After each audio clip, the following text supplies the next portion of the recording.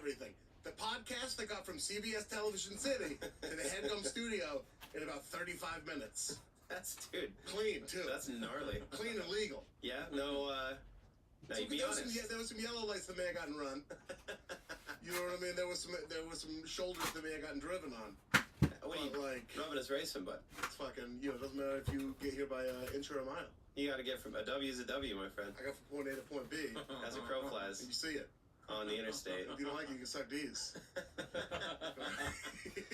I just called it the interstate. Do you ever call it the interstate? Or is it always freeway? In Texas, yeah. It's a Midwest thing? It must be. People give me shit for calling it the interstate. Yeah, it's gotta be, because in Texas, Texas is too big to think of it like as an interstate. It's just the freeway. Yeah, it's just, you know what I'm saying? You have to go 9 hours before it's like an interstate. We call it freeway in Oregon, too. We never got an interstate. Why would you go to, we hated California, and you would never go to Washington, except for fireworks. And that was the whole story there. Oh yeah, that's where you gotta go get them, huh? We should jump right into it. We're playing with a shot clock today, baby. Sean Jordan right there. Sean S. Jordan on Twitter. What up? Sean Cougar Mellon Jordan on the gram. Every time you get it right. We're seeing a lot of those. We're seeing a lot of those. Lots out there. A lot of copycat accounts. Marissa Mars Melnick on the ones and twos, producing the hell out of it. Cool shoes on. She got a nice Canadian hello. They're like the microbead ones. Oh, she's got those Nike micro beads. Feels like you're walking on what, like a crunched up bag of rice cakes. Or sand. Or sand is another. She said or sand. I'm still coming down. I have so much driving adrenaline. Yeah. I'm still coming down from my heart's racing all fast. How we go on. Also in the studio today, we have Shea Serrano. What? Author of the Rap Here book. Author of the new book, just out right now. I'm holding it in my hand. This is an audio medium. There's no reason for me to be doing it. Yeah, but you can feel what you're doing. You can feel it. Called Movies and Other Things. Illustrated by, of course, by Arturo Torres. Arturo Draws. At Shea Serrano on Twitter. Correct. Are you on Instagram? Yeah, but I barely use it. Yeah. I never use it either. Is there one lurk on it? Is there one that's just for you? Like that you don't use for social media, so you just kind of use for you, like you would if you weren't using social media as a platform? No, if this wasn't part of work, you wouldn't be on the internet at all. My Instagram I use just for me. It's kind of the last one for me. Where I follow national parks, sneaker websites, and like food accounts, and that's it. Skateboarding and basketball. See, I follow two. I follow The Ringer. Yeah. And Laramie, my wife, and that's it. Everything else is gonna cause trouble. That's exactly the sneaker. I've had to unfollow some of them because I found myself dipping into way too many Sneakerville and kind of staying there. You mean like purchasing? Purchasing. Ah. Well, because you see them and you're like, I should probably get those, and then you get them, and then you just have a wall in your spare room that's all fucking sneakers that you've never worn. I have like a pair of Air Max 95s that have snakeskin on them, and then I have another pair that also have snakeskin on them. And when am I ever going to wear that? This is very much a conversation that only happens when you're rich. Yeah. That's all that it is. Me and my poor friends are not like, did you buy some shoes you're never going to wear today? I'm like, no, I still have the ones I've had for 3 years. My theory is, now to turn it back around, is because I'm a heavier dude, is that the way I express myself is through buying sneakers that I'll never wear. Oh, now I feel guilty. Yeah, you should. Okay. See, he's a master of that. She can do it, too. Awesome. You're like, damn, there's a lot of shoeboxes. Yeah, my cousin died. What do you want? One of them's got his ashes in it. You want to go flip a couple of those off? I made a pair of dunks out of him, bro. Emotional judo is my. And then there's an Emmy tucked behind sneaker boxes now. What's this doing in here? It's so funny. It is so tight. I seem to have misplaced it. I honestly don't know what to do with it or where to put it. Melt it down into bullets. How many do you have? I have one that I got to bring home, and then the show has like 12 now? Yeah, that's what I thought. Or something crazy like that. But I got one at home. It's been on the bar cart, and then in my closet, and now it's next to the sneakers. You have to wait for a relative to die, and then you melt that down into bullets, and then you use it to avenge their death. What if it's just like a heart attack or something? Yeah. You just kill Just shoot a steak. Just go to Sawgrass and shoot a bunch of salt. Just walk into an old country buffet and just pop it off into the lighting. We're gathered here today, not only to just chew the fat, but also to draft IMDb runs. What was your name for it? Stretch runs. Stretch runs. Yeah. This was a few years ago, back when Grantland was still open, so at least 4 years ago. Rest in power. I wrote an article about, which was basically this idea. This person had a very strong run over like a course of consecutive years, and I just thought it was really cool, and I never forgot it. And it just so happened, Ian had the same idea when he messaged me, and I was like, I know exactly what you're talking about, and I would love to do this. We connected. This is one of my favorite things to do, is like just dig around and sort of nerd out. It's amazing. In researching this, and I'm sure you did so much of this for the book. Again, movies and other things available now. You can get it, buy it from your local bookstore, buy it from one of the bigger ones, just buy it. Doing all the research, it's amazing. Some of the runs people went on are like fucking crazy. And then some of the runs where there's just like a couple bad movies in between. Right. Throwing it off. Otherwise it would have been like this flawless. That was, a couple times I was just like, I got so pissed on a couple of them. And a couple even I might have talked myself like, that's pretty good. Much Ado About Nothing was like, that's pretty good. Yeah. I mean, I do have a couple that are for me where I'm like, personally, these are dope. Like, these are dope. So I'm stoked to see what everybody has to say. I guess we'll find out as we pick. But before Sean is of somebody who likes almost every movie he sees. Yeah. I'm kind of in the same boat. Yeah, you are. You're the closest of anyone I've met. I don't have hard opinions on a lot of stuff, which is kind of a cowardly way. So that's good for podcasting. Yeah, I mean, just like everything all the time. It's the vibe I'm given as the dumb positive person on this podcast. We did a live. What were we doing? A live show. It was in Denver where somebody said that. Denver, yeah. I've brought it up on the last three. I opened up bagging on you, but this is just funny to bring up. But yeah, some girl walks up and she goes, "I don't listen, but from what I gather, you're like the dumb one." Oh, awesome. Damn, dog. I mean, I graduated Lincoln High School. I had a dream I didn't graduate high school last night. Damn. That's what I dream about. She really got in your head. Dude, she's still kicking around there. Playing highlight in there. I'm playing tricks on so we're going to be doing these stretch runs. So it's like consecutive movies that an actor made. Use the gender-neutral actor term. Yes. No directors. We're not doing that kind of stuff. No producers, but God bless you, Michael Bay. Or Jerry Bruckheimer. God, that would have been... Yeah. Yeah, that would have been real tight. Also, we will be joined at some point by Bree Pruitt, who got stuck in that fabulous Los Angeles traffic that you saw me wheelman through like I'm Gosling, dude. Now, in terms of the order of the draft, the two of you will play a rollicking game of rock, paper, scissors. All right. And we throw on shoot. Here we go. Rock, paper, scissors, shoot. Oh, rock, paper, scissors, shoot. Damn, man. Shay wins. Shay, as the winner, it is incumbent upon you to determine the order of today's draft. But before you do that, I will remind you it is a serpentine draft. I don't know what that means. Excellent explanation. You said that like I should know it. Sean's got you covered. Okay. It's kind of like how Axl Rose used to dance. You remember that? Where he'd move his shoulders to the left, kind of marinate for a minute, and then he'd kind of move them back to the right, kind of chill out, kind of go back to the left, then kind of go back to the right. Oh, okay. No, For all the people I listening should at have home, stopped at the to the right.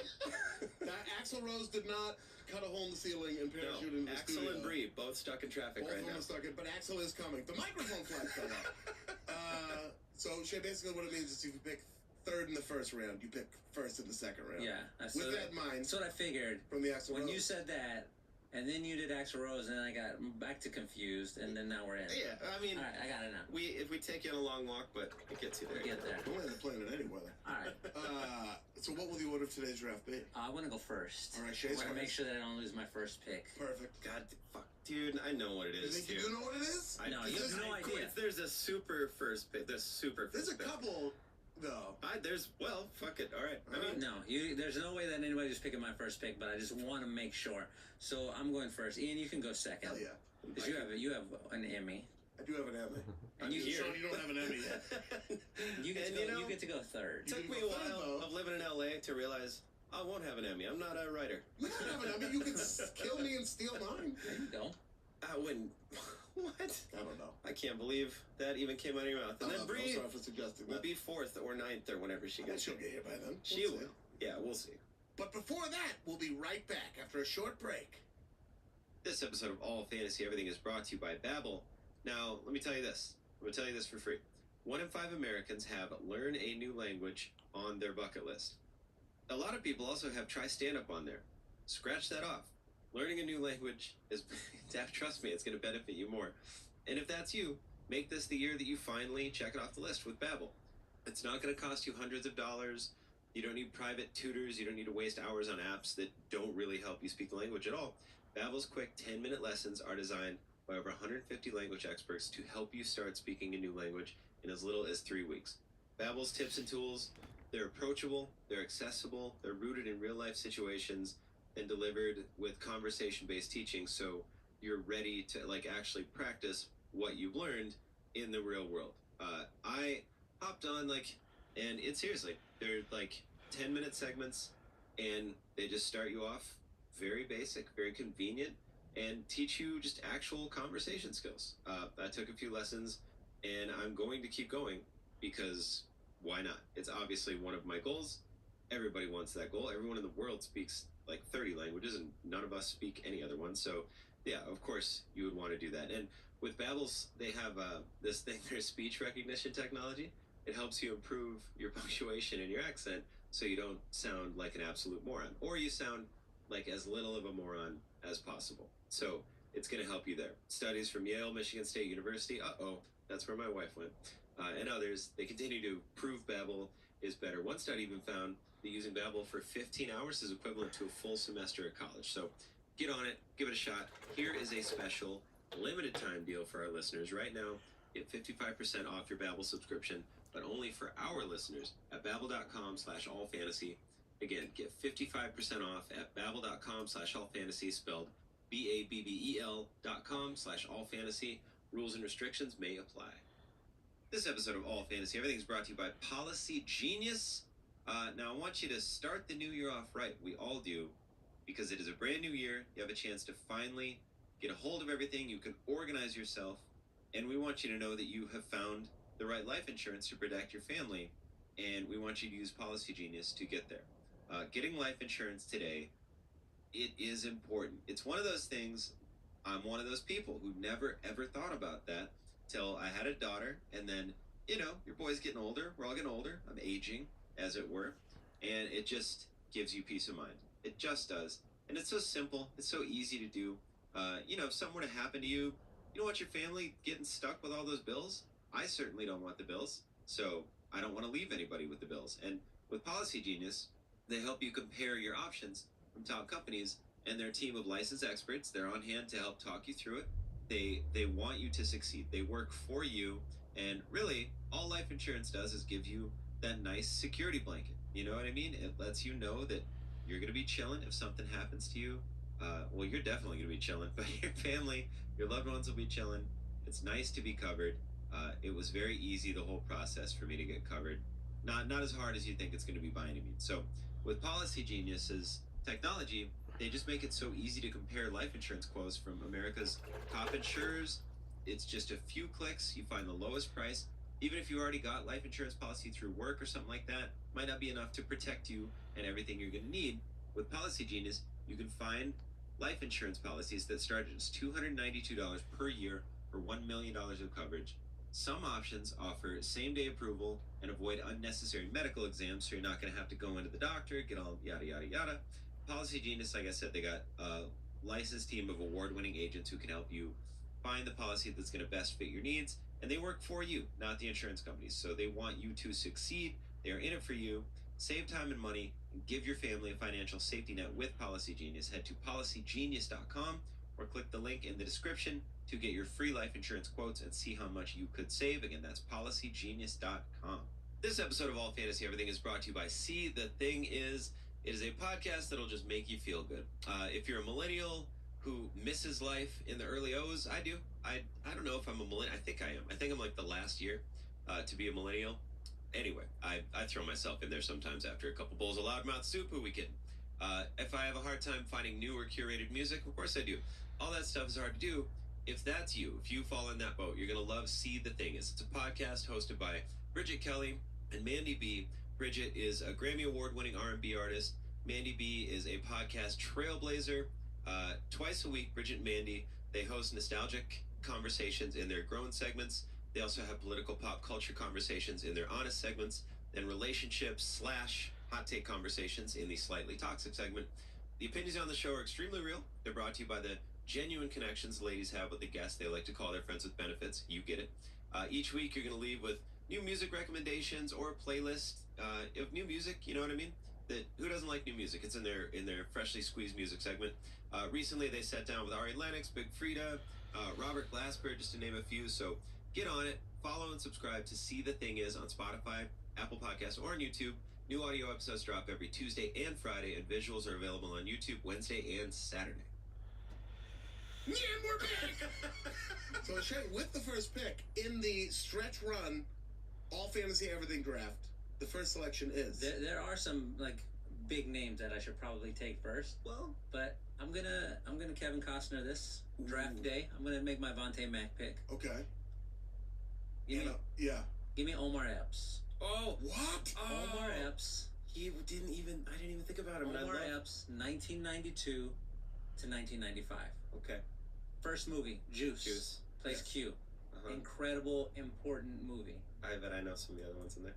93, The Program. Plays at the table. Darnell Jefferson.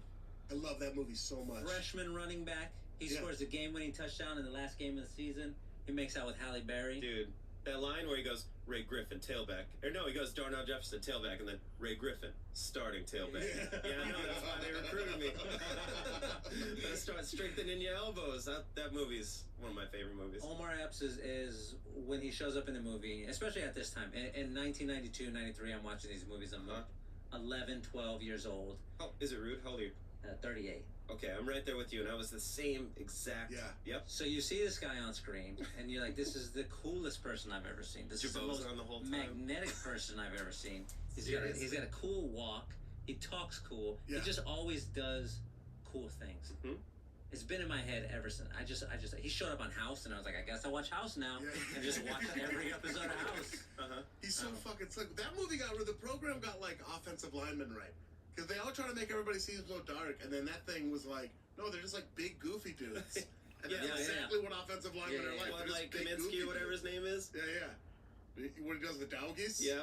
My doggies just made it to the end zone. That was I remember in that movie, when it first came out, there was a scene in it where they were like lying down in traffic on the little separation lines, and then they had to like recut it and take that out because people started to do it for real. A couple kids died. How dumb are you? If you look it up, it's wild. I just looked it up like a week ago. You can only find it with like subtitles. You cannot find that scene.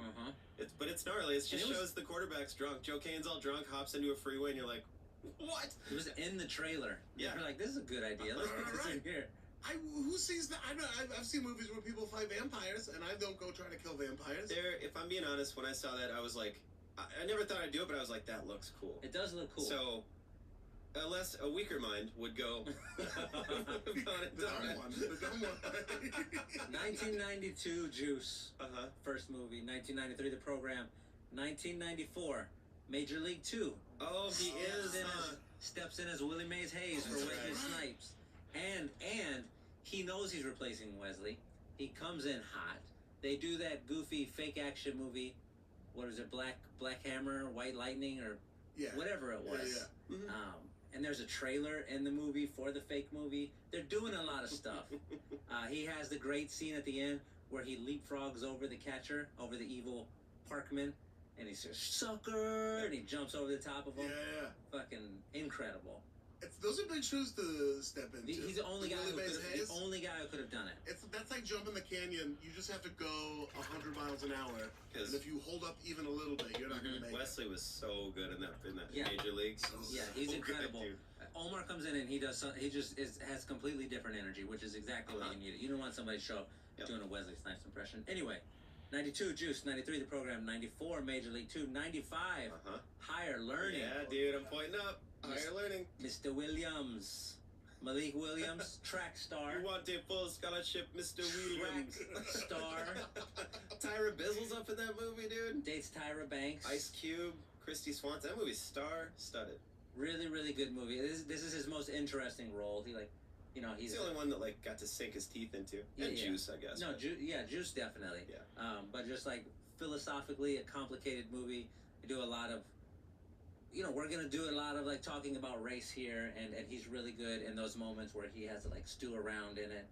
You love the part where he like is mad. They get into a fight with the white supremacists. It's like a whole it's great. The dynamic with him and Michael Rappaport, because they're like button heads the whole movie, and they kind of bump into each other. Michael Rappaport's such a coward, looking for a place to belong, and Omar Epps has such a huge chip on his shoulder. It's like it's a good dynamic for sure. Yeah, a lot of fun. Really, Busta Rhymes is in it. Yeah, dude, and Cube. really smart. And Latimer from the program, by the way. Yeah, he's in there too, as one of the white supremacists. Football didn't work out so great for him. Like, I guess he lost that place at the table from starting defense. The steroids, like they kicked him out, and he just fucking fell apart. But yeah, those 4 movies in a row. Yeah. In my head, one of the great runs in cinema history. Every one of those movies is cool for a different reason, which is hard to do, and he's cool in each of them for a different reason, which is even harder to do. That's true. He did play like a lot of different types of dudes in that. Yeah. Yeah, fucking Omar, they didn't want to coach the Steelers. Shortly thereafter, left acting behind. No, that really bums me out, man. I didn't have anything to do today except figure out this list. He didn't even cross my mind. He's been in my head since 1995. Those are 4 of my favorite movies. Mine Juice too? was like the first when I saw Juice, I was like, I like rap music. I remember when that scene where How I Could Just Kill a Man's playing, the party, like later in the movie when he's finding Bishop on the roof. Yeah. I heard How I Could Just Kill a Man, and I was like, what is that? Because you had no way to find out at that age. I was like, I need that song. That's him like bursting onto the scene too. Yeah, that's from Jump. Yeah. For Omar Epps. Yeah. Just showing up as the star. I remember this movie. We watched this movie at my house, and then I was in middle school like 2 years later or whatever. I don't remember exactly how many. Yeah. And my mom took me to middle school, which is how cool I was. And we were sitting there. I'm in 6th grade. I'm at this new school. I'm terrified, and there's a kid who's wearing a hood. Like there's like a cool Mexican kid in a hood, and my mom was like, he's like Juice. And I was like, not at all like Juice. Look at him, he's like Juice. Because he put a hood on? Like, what are you talking about? I love when parents will point at someone and say they're like, and then the name of the movie rather than like a person. Yeah. You know what I mean? Yeah. Look at him like Godfather. That's my first pick. That's an excellent first pick. Damn it. I'm winning this thing. I don't know if this is a competition, but I'm winning this thing. It's a competition. I'm glad that nobody ever treats it like one. It fucking is. It's a draft. You want the best team at the end. Speaking of competitions, here we go. Oh shit, you're next. Here we go. Man, I thought I was next. Man, this run starts with with a sequel, which is what's crazy about this one. It starts with a sequel because it starts with The Empire Strikes Back. Oh Lord. And then goes into Raiders of the Lost Ark. And then goes into Blade Runner. And then Return of the Jedi. And then Indiana Jones and the Temple of what? It's Doom. Doom is what's in the temple. And then he rounds it all off with just a little gear shift. Fucking Witness, dude. Yeah. The man's name is Harrison Ford. Used to be a union carpenter, and then he go ahead and carpentered his way into all of our hearts. That run is crazy. Two of the biggest movie franchises ever. For sure. He's carrying both of them, in my opinion. I mean, Star Wars kind of carries itself just with, Yeah, it's just such a fascinating the mystique story and all of it, and Darth Vader and everything. But he kicks it off with fucking Empire, which was always my favorite Star Wars movie. And then you get Blade Runner in there, and then you also get Witness. Yeah. Where very safe pick, Ian. Very safe pick. Well, yeah, you gotta play to win. Yeah, that's... Patrick Mahomes is also a safe pick. I'll pick safe and then be good. Yeah. Saquon Barkley also a safe. I got some wild ones in here. Yeah. No, I definitely. It's one of the most. It's one of the most amazing stretch runs in the history of motion pictures. And the nice thing about safe picks is you don't have to talk about them for a long time. What was his life like? The other thing about him is he's one of the chillest dudes ever. So I don't even know if he was partying that much. Probably not. His vibe seems to be let me get really, really baked. Yeah. And then the craziest thing he's ever done is gotten an earring. The craziest thing he's ever done is crash an airplane. Yeah, he got a plane crash. That was pretty buck. Yeah. Like a couple times. But earring is the way he kicks his feet back. Tell you what blows my motherfucking hair back. You ever see him go on late night shows? Because he would only really go on Letterman because he was the only guy who we really vibed with. But he just goes on there and he's so clearly baked out of his mind and only has a vague idea of where he is, which is I think the best way to be famous like that. Right. I love it. Get off my plane. Get off my plane. Oh, what I just sound like that. This is one of my, I don't know. It's like a micro trope. Is old white men in movies telling you to get off of something. Get off my plane. Get off my lawn. Yeah. From, what was it? Gran Torino. He was a straight up racist in that movie. He wasn't hiding. Yeah. God. Get off my train, Ghost. I love it. Oh shit, that's right. See, I got Out of my dreams, get out of my car. All you need 3 of them, and I got 3. That's 3. That's enough for a trope. There's one. Get off my back, Dad. It's in Freddy vs. Jason. My best friend just got killed. He's sipping out of a flask on his parents' porch. Yeah, that's how you handle it, bud. Sean, want to see how you handle your first pick? I mean, Tom Hanks, man. The run is just stupid.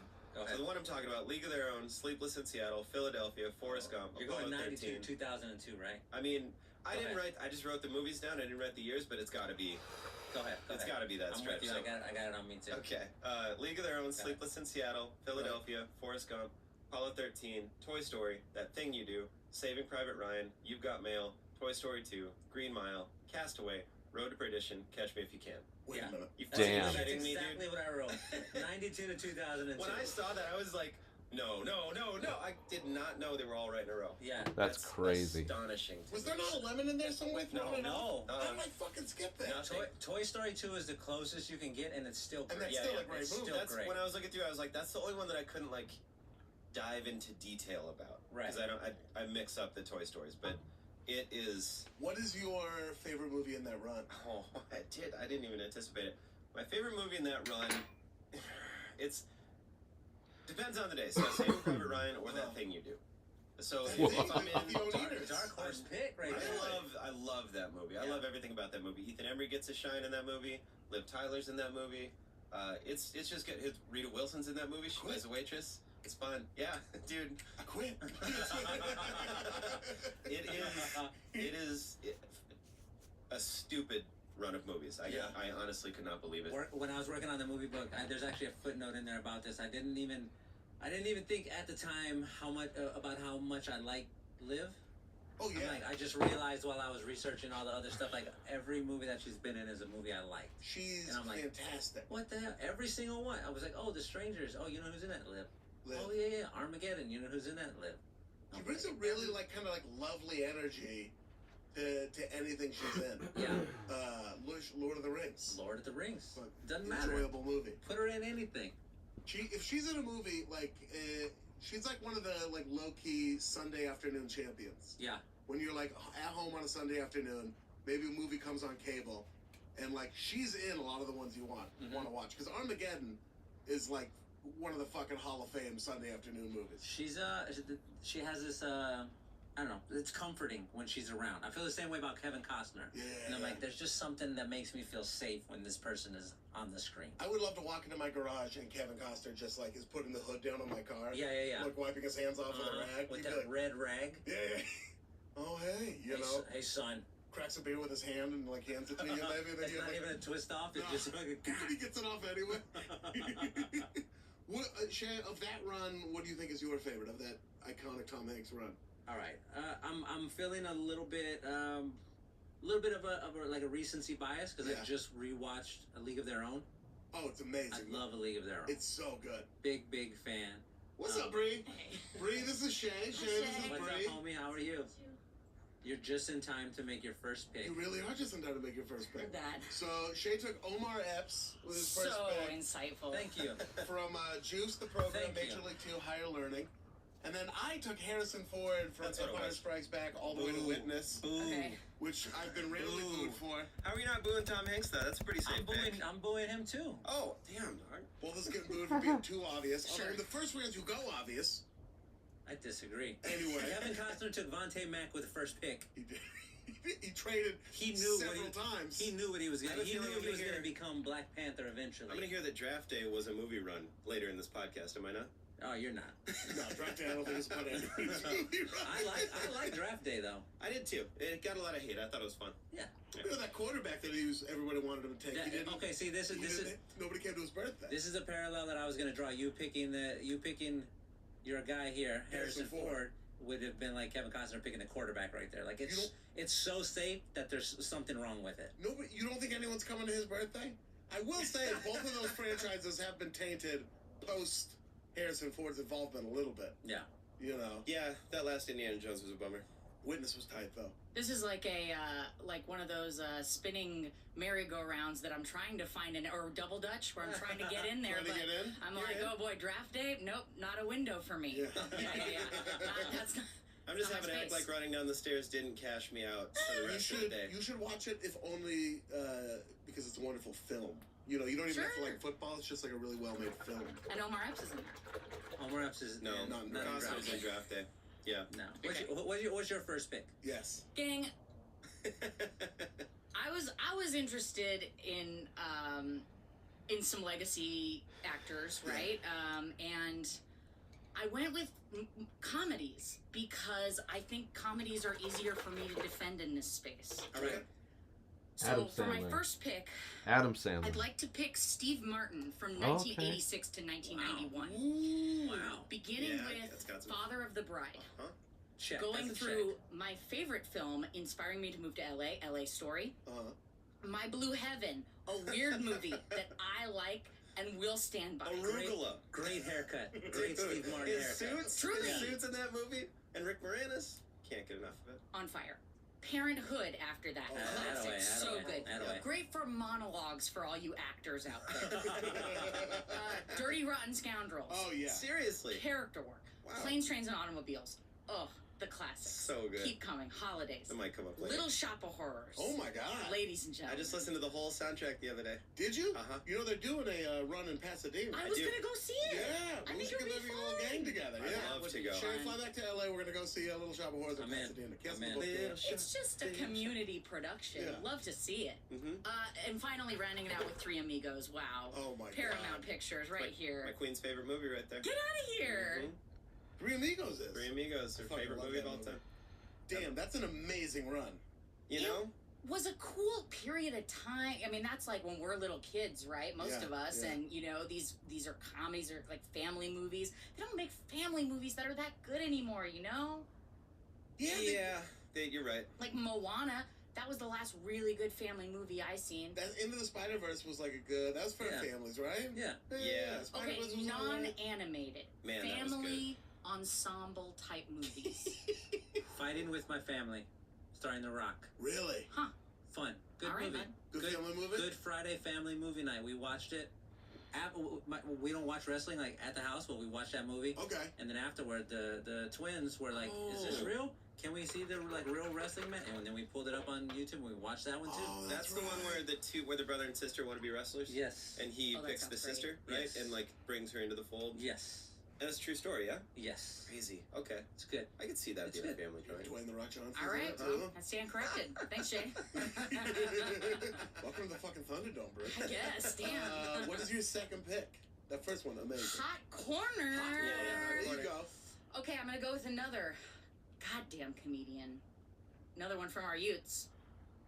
Y'all, it's Jim Carrey. Oh, yeah. Wow, Jim Carrey starting in 1994, Oh, I going thought I had at least to the fourth round to 1999, take that. baby. No, I just. No way. I really dude. thought it was gonna make it. I was looking at Summers. I was looking at Blockbusters and Shit. stuff like that, Yeah. and you know, so I'm doing something a little controversial, which I'm gonna say, Man on the Moon, Simon Oh. Birch. Oh, you're going. Wait.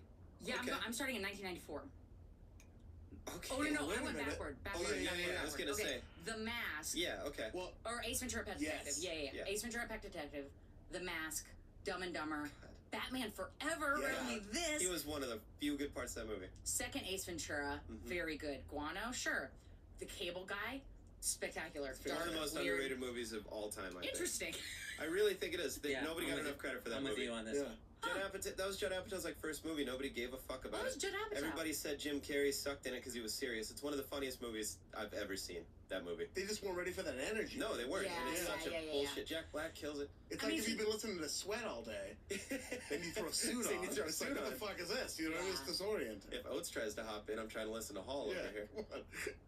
Then he rounds it out with Liar Liar. Yep. That's a family movie if ever I saw Sure. one, right? Truman Show, you know, epic. Simon Birch, I Am Counting, as a commercial success, and I don't know if I remember Simon Birch off the top of my head. I don't know a ton about it. Yeah. it was a family film. There was a little guy in there. Okay. The titular Simon Birch. Inspirational. I think it was Ashley Judd's up in there. it was kind of a crier, right? I'm assuming. Yeah, it was definitely a very emotional one. Oh, it was based on a prayer for Owen Meany, which is a book that I've also heard of, but don't know but well. not read. Yeah. And then the run for Jim Carrey ends with Man on the Moon. Man on the Moon. I liked it. Folks. Have you seen the documentary about him playing Andy Kaufman? Yes. It's wild. Yeah. That shit is crazy. Yeah. Like, in character all the time. Torment. It would have been so terrible to be like a makeup person. Yeah. On that movie. Hey Jim, your wife's on the phone. I can't imagine. She was just like fucking making like whatever, probably a decent living, but you just like have to deal with somebody pretending to be fucking Andy Kaufman, say what like you will eating the lipstick and shit. About Courtney Love, what a trooper, She is my college's most famous alumni. Really? Portland State University. You mean our college's most famous alumni?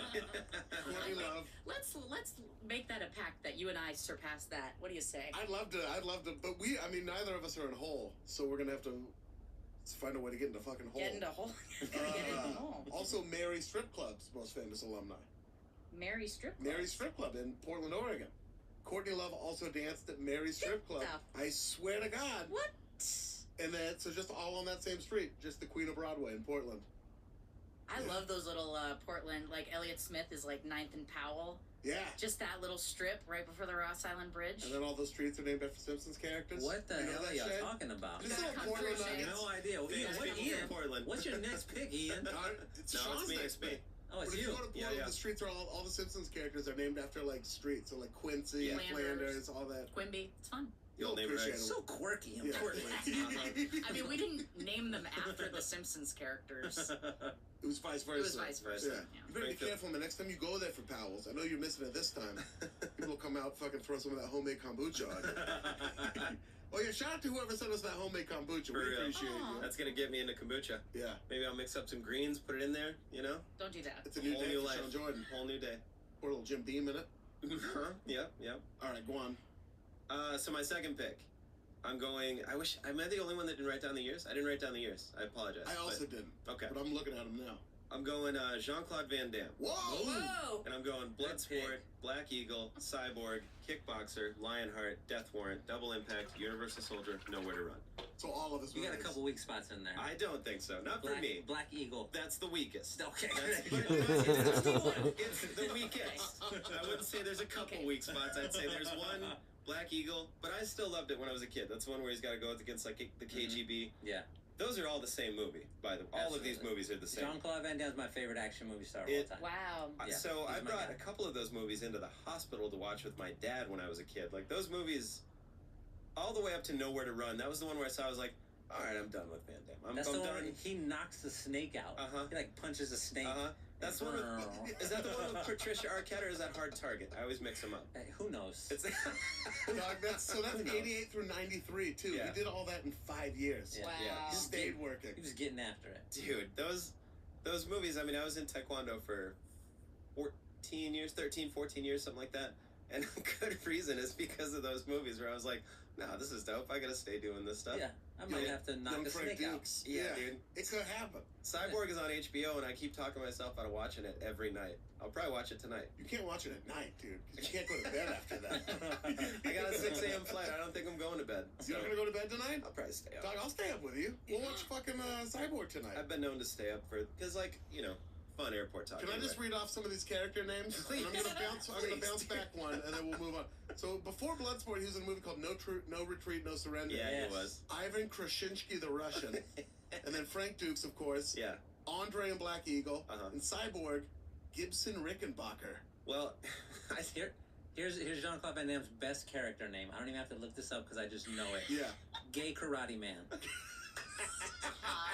He has a character that he plays called Gay Karate Holy Man. shit, in Monaco forever. I told you. And this is the extent of his role in the movie. Gay Karate He's driving a convertible. He picks a guy up. They're riding in the car. He tries to touch the guy's wiener. Yeah. The guy's like, no. And then they get out of the car, and then he tries to karate kick him in the face. And then that's all. That's this whole part of the movie? That's this whole part of the movie. Back to Belgium. Back. We did a sketch with Jean-Claude Van Damme on our show. Was he nice? I saw it. You saw it? Yeah. How could I not see It was this? like a Tidying Up with Marie Kondo parody where he just came in and destroyed all your stuff.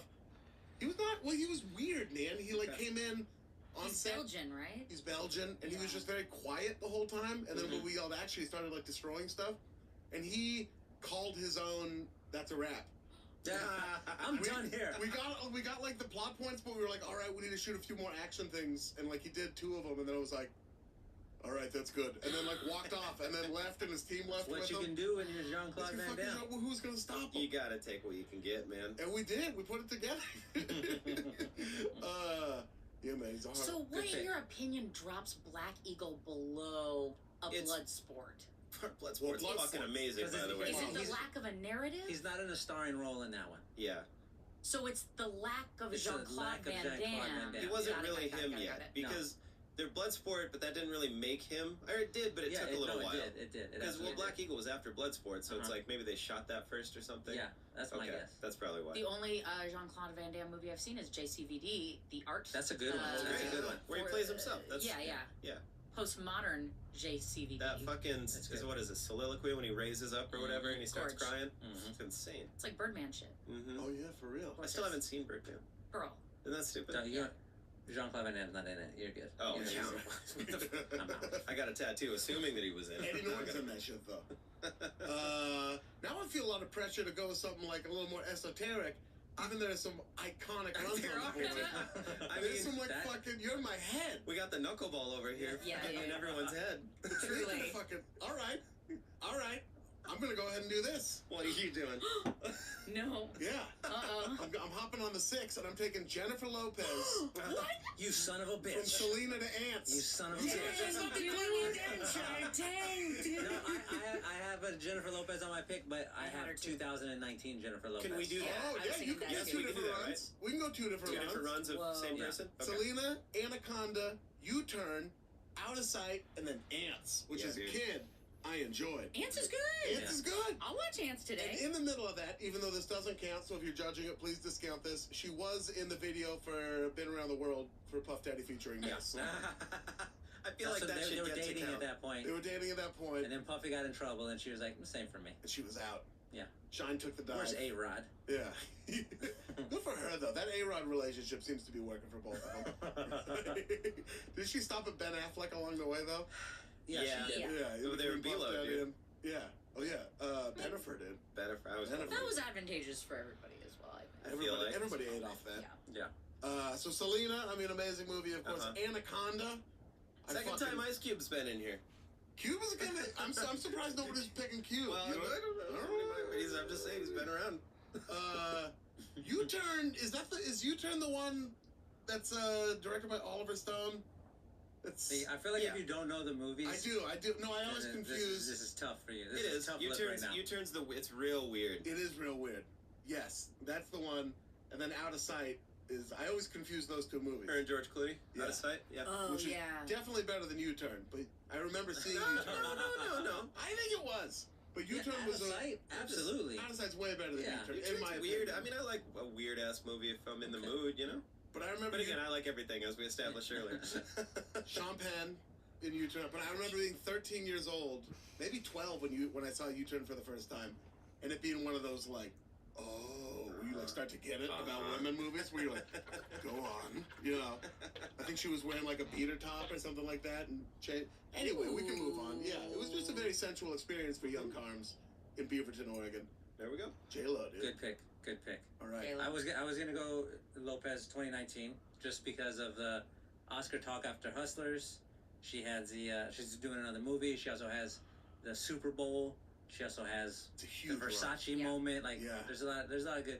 If you could switch bodies with somebody right now, she's top of the list. But anytime between now and the first Versace moment. Yeah. So I get to pick twice now, right? Yeah, that's right. Okay, cool. That's not gonna be my pick though. I don't want to go there. Wow. I'm gonna move up. I started with Omar Epps. I'm going in like order, chronological order. I'm gonna jump to 1997. Here we go. My Best Friend's Wedding, Conspiracy Theory, Stepmom, Notting Hill, Runaway Bride, Aaron Brockovich. I tried. Julia Roberts. Yeah.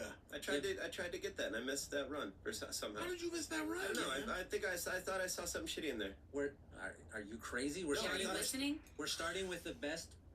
What I think is No, like I the agree. best, purest, most beautiful romantic comedy of all time, with Jennifer Lopez, who is the greatest in that genre of all time, like at her peak. But if you happen to, for some reason, not think that that's the case, you can also have Notting Hill in there, which is like another point. Conspiracy theory. I refuse to let like Mel Gibson screw this up for me. That was a good movie. The guy was in a lot of good movies, man. Yeah. There's no getting around it. I'm a Jew. Yeah. And I'll watch Braveheart. You can't stop me from doing it. Dude, he was You in can't some stop Jews from fucking watching bangers, Braveheart. man. Yeah. Stepmom with Susan Sarandon. Great movie. Sailor Person. Gets at you. Child of Divorce. My Gets little at you. sister fucking loved that movie. Oh yeah. Stepmom. Oh yeah. Runaway Bride with Gear again. Like the reunion, and then we're gonna top it off. Erin Brockovich, not that great of a movie, but she gets an Oscar. She gets the Oscar. Not that great of a movie. Erin Brockovich is a fantastic movie. I mean, she saves a bunch of people from cancer. Compared True to the story. compared to Julia Roberts' other Totally movies. disagree. It's Soderbergh, dude. He films it all cool. Yeah. You know, I think it's her best character work. Actually, I'm gonna go there. Finest acting performance from Julia Roberts that I've ever seen, for sure. 100%. 100%. I love it. The Academy agrees. Who do you think? Yeah. What do you think? For her best performance? Yeah. Oh, My Best Friend's Wedding. What? She does all of the things that I love Julia Roberts to do in that moment. Like I can't think of a moment like more gripping than when they're all it's the end of the movie. They're all chasing each other. Yeah. And she's on the phone, and he asks her, well, who's chasing you? And then she doesn't say anything right here. You just watch her face, and everything falls apart. And like, the way that I'm measuring like how great an actor is like, what can you do when you're not saying anything? Yeah, that's true. You know, somebody like John C. McGinley in Scrubs, who I think is just incredible. When he doesn't say anything, he's just bouncing stuff around in his head. Julia Roberts doing it right here. We don't get like, it's not a big showy thing. She's just doing a bunch of cool tricks in a movie where you're not expecting to see it. Got another Scrubs fan in the house. That's true. I love it. She put a big number. Oh, yeah, Scrubs is a... No, what I meant to say is, I thought I saw a shitty movie in there in that I thought I saw something that didn't fit. Not that any of those were bad picks, just so I'm clear on that. That is a fantastic run. Careful. I thought I saw something in there. Careful. Had to clear the air. Everyone was taking their shirts off. It was getting tense in here. I didn't want that to happen. I'm pretty tough on rom-coms. And that probably tossed off a lot of actors in my list. Yeah. As a result. I love rom-coms. So do I. They're the best. They're the best. They make me feel good. What's your favorite romantic comedy? There's comfort in the formula. My favorite is My Best Friend's Wedding. Yeah, absolutely. What's your favorite song? Itch. All day. Oh, good one. Yes. Eva Longoria. Really? I mean, not Eva Longoria. Eva Mendes. Eva Mendes. Showing up. Very interesting. Kevin James coming. Anyway, we can talk about that all day. That's my second Come pick. back How and many with us. picks are we making? 5 or until we gotta get out of here. Oh, all right. And we can do a lightning round in the last one, you know. Dermot Mulroney. I just want to say that before we move on. Good name. Dermot Good name. Mulroney. Good name. Fucking Hall of Fame the name. thing that I wonder about a lot is if you take him out and you put Hugh Grant into his role, is this movie better or worse? And half the time I'm like, My Best Friend's Wedding is way worse. Well, wasn't if that you've got Notting Hill? that like antic, nervous energy. Yeah. You know what I'm saying? Like, Because he's not cool No, he's not. at all. You need Mike to be cool. He's charming, but he's not cool. All right, my next pick.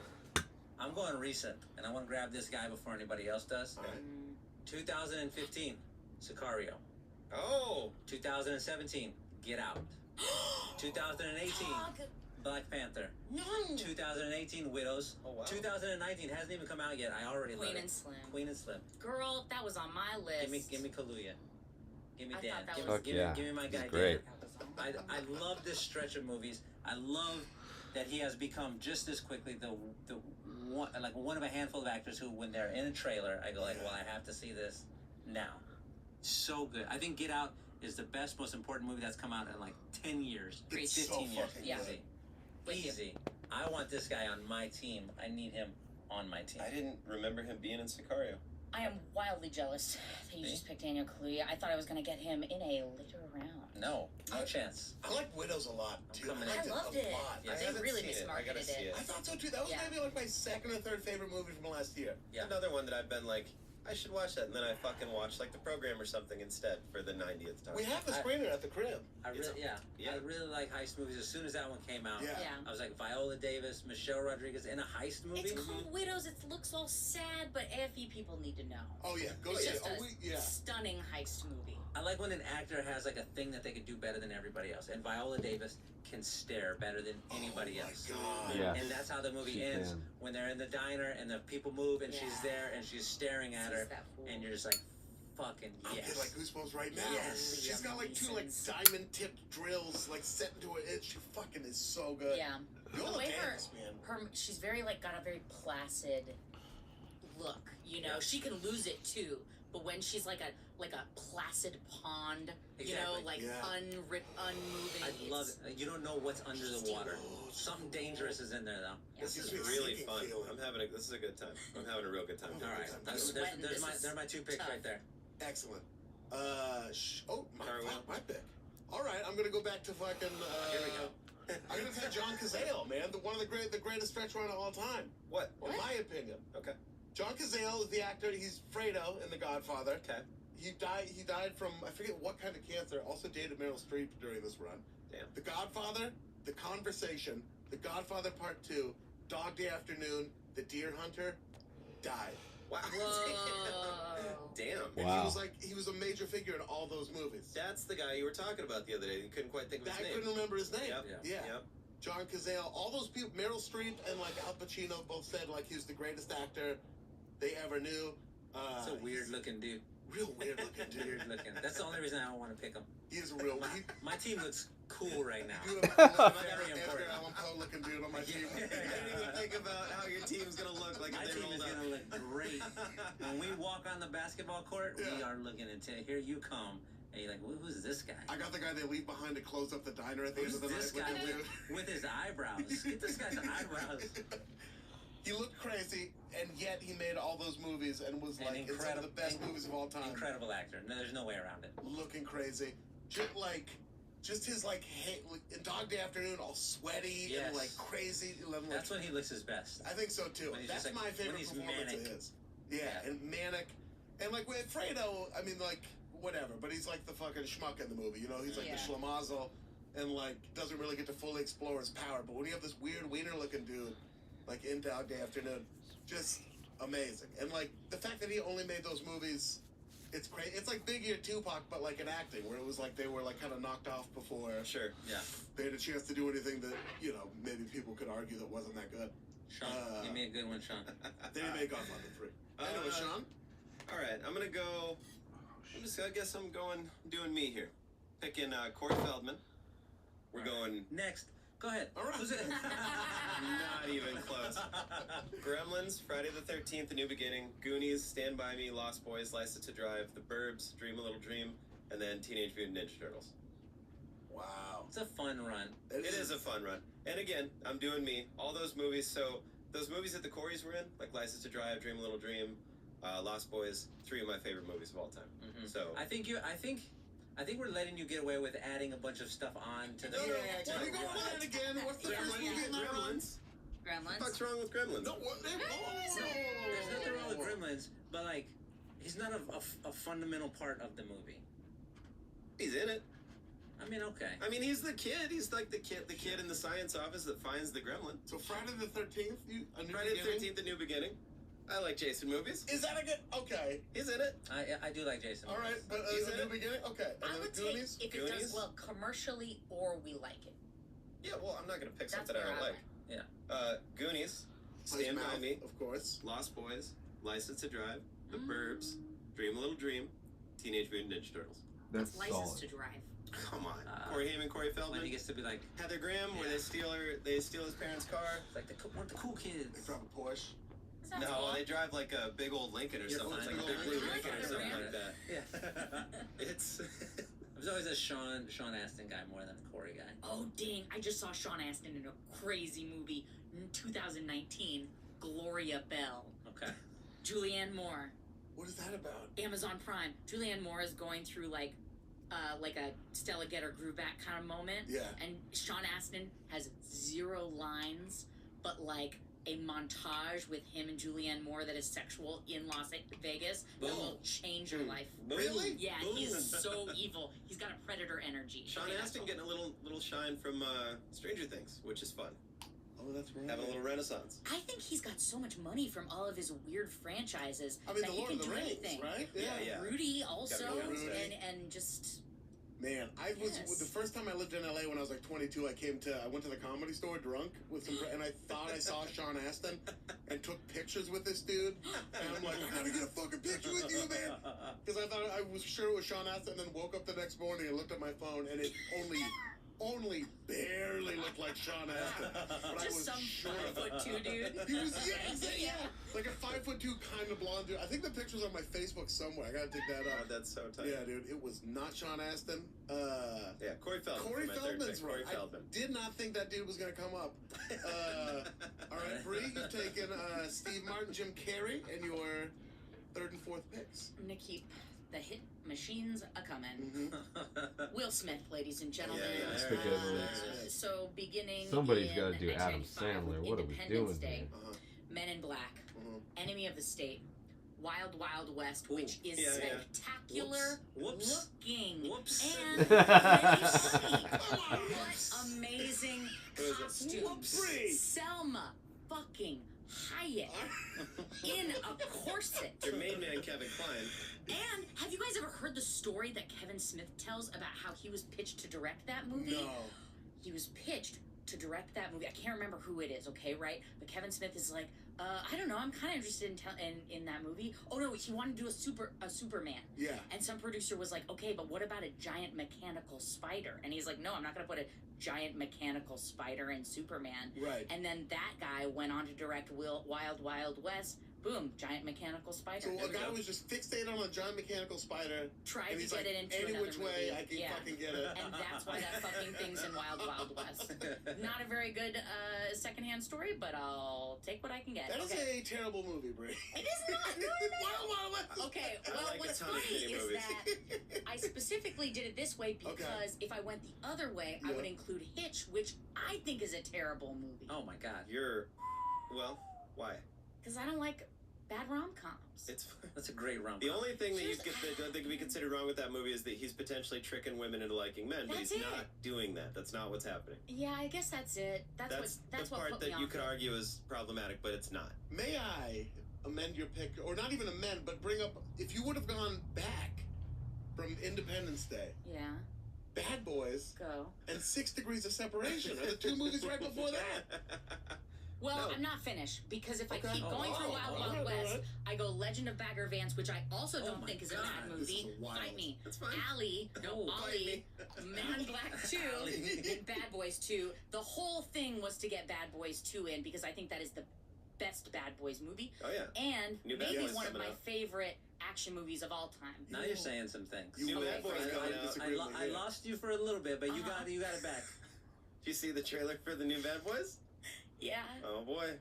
Martin I'm Lawrence so let himself excited. go a little bit. Will Smith did not. Now they look different. It's so funny. He had to let himself go so we could find him again, you know? It's the same dynamic though, Yeah, it'll be right? fine. Because It'll be fine. Martin Yeah, it'll be Lawrence alright. was always like, I'm a family guy, you're young and single. It's gonna be great. As long as he's like out of breath and mad at Will Smith at some Yeah. point, I'm Yeah. in. I Is want it- some turncoat action. I'm really interested to hear this next pick because you are going all over the That place was right now. crazy. The Legend of Bagger Vance Yeah, and Wild Wild West. You ever watched The Legend of Bagger That's Vance on tough. like a Sunday after a dab? that's tough. You're trying to sell us a boat right now Yeah. with like 2 giant holes in the Uh-huh. side. It's a beautiful boat. Look at this side of the boat. Great Yeah. looking It's boat. very And expensive. Wait till we get to the top. Oh damn! It's got a hot tub in it, but the whole thing's gonna sink. And we might have a couple lightning rounds here. All right. Okay. Oh yeah. So your fourth pick. Bill Murray. Fuck Still you. Ladies and Keep going through it all. gentlemen, Yeah. Which part? okay, so I'm starting in 1986. Uh-huh. Little Shop of Horrors, Scrooged, Ghostbusters 2. Yeah. What About Bob? Groundhog Day. You missed Quick Change. When's Quick Change? Right in the middle. All right, well, Quick Quick Change, Change. Which is Quick Change is- fantastic. yeah. Mad Dog and Yeah. Glory, That movie's Ed so Wood, good. and I'm including Kingpin because I like it. Kingpin's I like amazing. Kingpin as well. Kingpin's such an I don't- amazing movie. I don't understand this room anymore, you guys. Your We're opinions, who calling gives a shit what we Kingpin think? Good movie? I don't know. It was fun. All Kingpin? right. Every movie I named that Corey Feldman was in, I think is Friday the 13th: A New Beginning. I don't think it's an amazing movie. Every other movie, amazing, if you ask me. All right. So who gives a fuck what people say? Who's the weakest in shape? I think of you have the most integrity now. Mm-hmm. So which pick do you think is the worst of film in your picks so far? The worst film out of that I Yeah. In mine, Runaway Bride. And it's your favorite movie. And it's no, that's not my favorite. My favorite movie is Best My Best Friend's Wedding. Runaway Bride is like I'll get through it. Okay. Yeah. The only movie I can't get through is The Animal.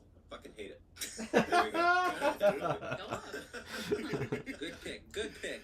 All right, Sean, for your fourth pick. All right, going Tom Cruise. Okay. We're starting with Legend. Yes. Legend does not hold up that well, but one of my favorite movies as a child. So Legend, Top Gun, Color of Money, Cocktail, Rain Man, Born on the 4th of July, Days of Thunder. Yeah. All Should have just absolute left Legend bangers. off. I thought about it. I did.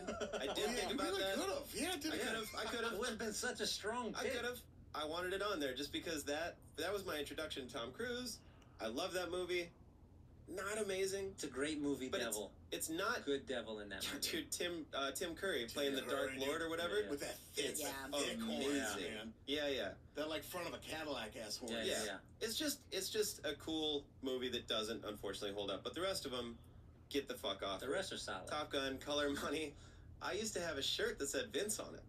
Because I used to think I looked like Tom Cruise. So I had a shirt that said Vince on it. We'd always go play pool at the Nickel Spot. Shout out Nickel Spot. Shout out. Cocktail. I was a bartender for a while. And then I have to stop at Rain Man because then it's not funny anymore. But then, Born on the 4th of July and Days of Thunder. Yeah. Crazy good. This is the pick that you have to make to help carry Corey up the mountain. Like, you can't do it. Tom's got broad Tom's just shoulders to do carrying.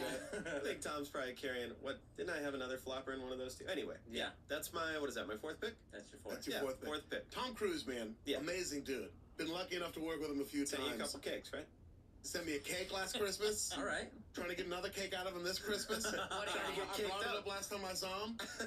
Tommy! It had a little Christmas ornament on the box. He didn't have to do that. There was already a cake in that box. Oh, man. I can't say too, but I had a conversation with him once, and they're always incredibly intense. Anytime you talk to him, it's just like he's like tractor beamed onto anyone he's talking to. Yeah. Very kind, but super intense. Mm-hmm. And he said he's always wanted to make a musical. Like, and not the rock star, but like he's like. Yeah, Was didn't he make Millie one? He made one, but he wants to make a proper, not like a jukebox. Like Oh, he's I like, got you. I really want. And then he spent like half an hour talking about Buster Keaton. He loves Buster Keaton. And Ian, he just did kept talking about how amazing Buster Keaton is. Were you just trying to make me cry in this studio right now? Tom Cruise. A musical would be insane. I would love it. I would love I it. can't, because he's still got the body right now. He still wants to like crash cars and motorcycles and shit like that. That body ain't going anywhere, by I the don't way. know, 65? You eat One last dinner Tom off that Cruise thing. story, and then we'll do like a lightning round. Please. We were shooting a thing with him on the Thames River on this boat, and he, for some reason, wore a suede button-up, Why wouldn't you? and he was sweating through it between takes, so he had to take his shirt off, and people would dry him off with like hair dryers. So he would just stand on the boat in between takes with people like doing hair dryers at him, and you had to pretend like Doing shirtless hair Tom dry- Cruise wasn't like 14 feet away from you. People just doing hair dryers Just at him. I How told did you hide your boner? I did not. I let it fly. He's cool. You think TC's not used to boners just being around all the Yeah, time? yeah. You have to be at that Wet point. floors and boners everywhere when he's around. I guess the Thames River just went up a few inches, you know what I'm saying? Sploosh. All right, I'm gonna go with another recent run. This is a 3-movie run. It's my boy Leonardo DiCaprio. Wow. Wolf of Nardo. Wall Street, The Revenant, Once Upon a Time in Hollywood. Gorgeous. Just 3 strong fucking films. I think maybe I like The Revenant more than most people. I thought The Revenant was do. pretty I good. do, right? Yeah, I like it. I liked it. I like hanging out in that world, like where it's like cold Brutal Alaska. and brutal. It reminds me of Oregon a little bit. I just like it. I think it's cool that they lit it like all Right. naturally. I thought it was pretty rad. But Wolf of Wall Street, Once Upon a Time in Hollywood. I like Once Upon a Time fucking in Hollywood was amazing. amazing performances. Those are movies I already know. Once Upon a Time's like this. Wolf of Wall Street's already like it. Any point you jump in, I'm gonna try and ride it out until I have to leave the house. For sure. Yeah, The Revenant maybe not so much like that, but still, Well, I mean, if you're in pretty the mood. fucking I guess if The Revenant comes on and I want to watch it, I'm not in the leaving the house kind of mood anyways. No. I'm in the Revenant mood. It's 1 a.m. It's 1 a.m. You're wearing a blanket. Open the door. I want someone to see me watching it. I encourage. What was it on Seinfeld? I encourage intruders. Joe DeVola. The door was open. I like to encourage intruders. Yeah. I remember watching The Revenant, and then he wins the Oscar for that one, and it being like, "Why'd you give him the Oscar? All he did was fucking roll around in the snow and the water when it's cold outside. He didn't deserve this." And then we went to Wyoming, and it was the first time I'd ever seen snow, and some of it touched me on my neck, and I was like, "Oh my god, this is awful." He deserved the Oscar.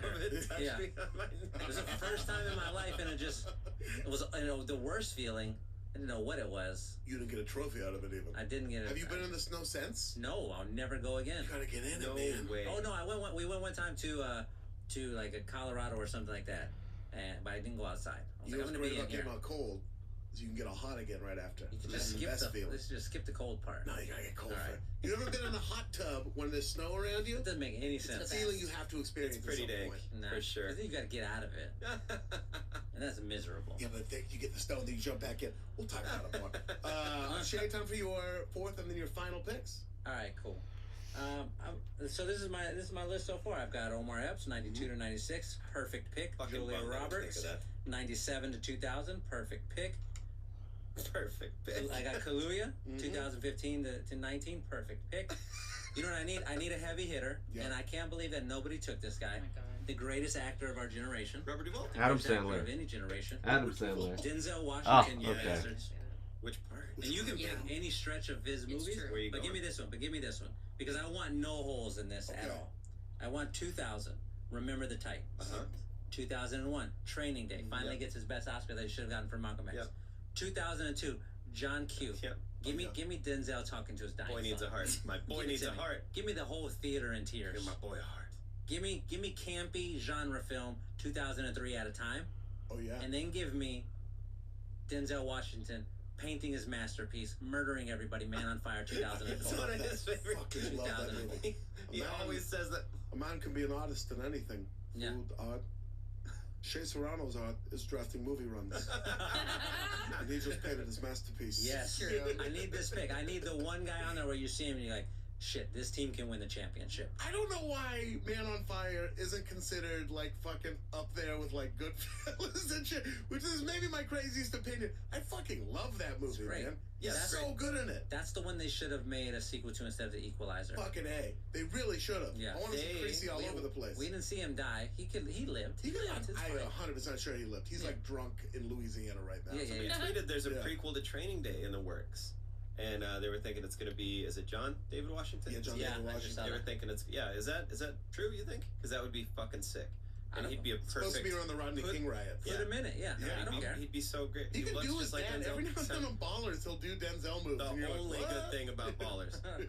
Boy, that show sucks now. Whoa, really? Yeah. Oh What my happened? god. We'll Don't tell you even, it's we, bad. we don't have enough Kind time. of time's crazy. And I got isn't that 6 like a.m. that's flight. the devil's jumping spirits that ends up in a cat? No, at no, the that's end? not Out of Time. No, that's, Oh, no, what is that? Fallen. Fallen. Fallen. Shit. Out of Time is when he's with Sanaa Lathan and he's trying to figure out. It's Oh. one of those like we're running out of time Oh, movies. okay. Everything's closing in on me and I have to figure my way out of this. It's Right, right. great. It's just Denzel fucking all gas, no brakes.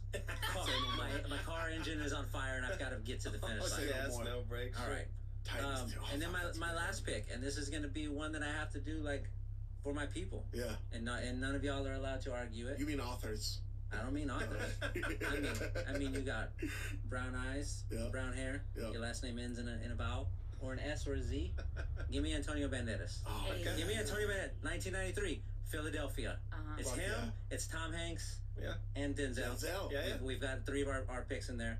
Of Love and Shadows, a very important movie when you're growing up. Stop. What? A very important movie when you're a 12-year-old, 13-year-old boy and you're like, wow, that's what sex looks like. Is he hitting the skins That's in what it? I'm gonna look like. I'm gonna look like Banderas. Antonio Banderas having sex.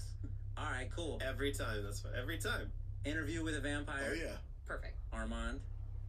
Miami Rhapsody, which is like, we'll skip that one. I like that one. Oh, you did? Man, Okay, what a thank weird you. world. Okay, thank you.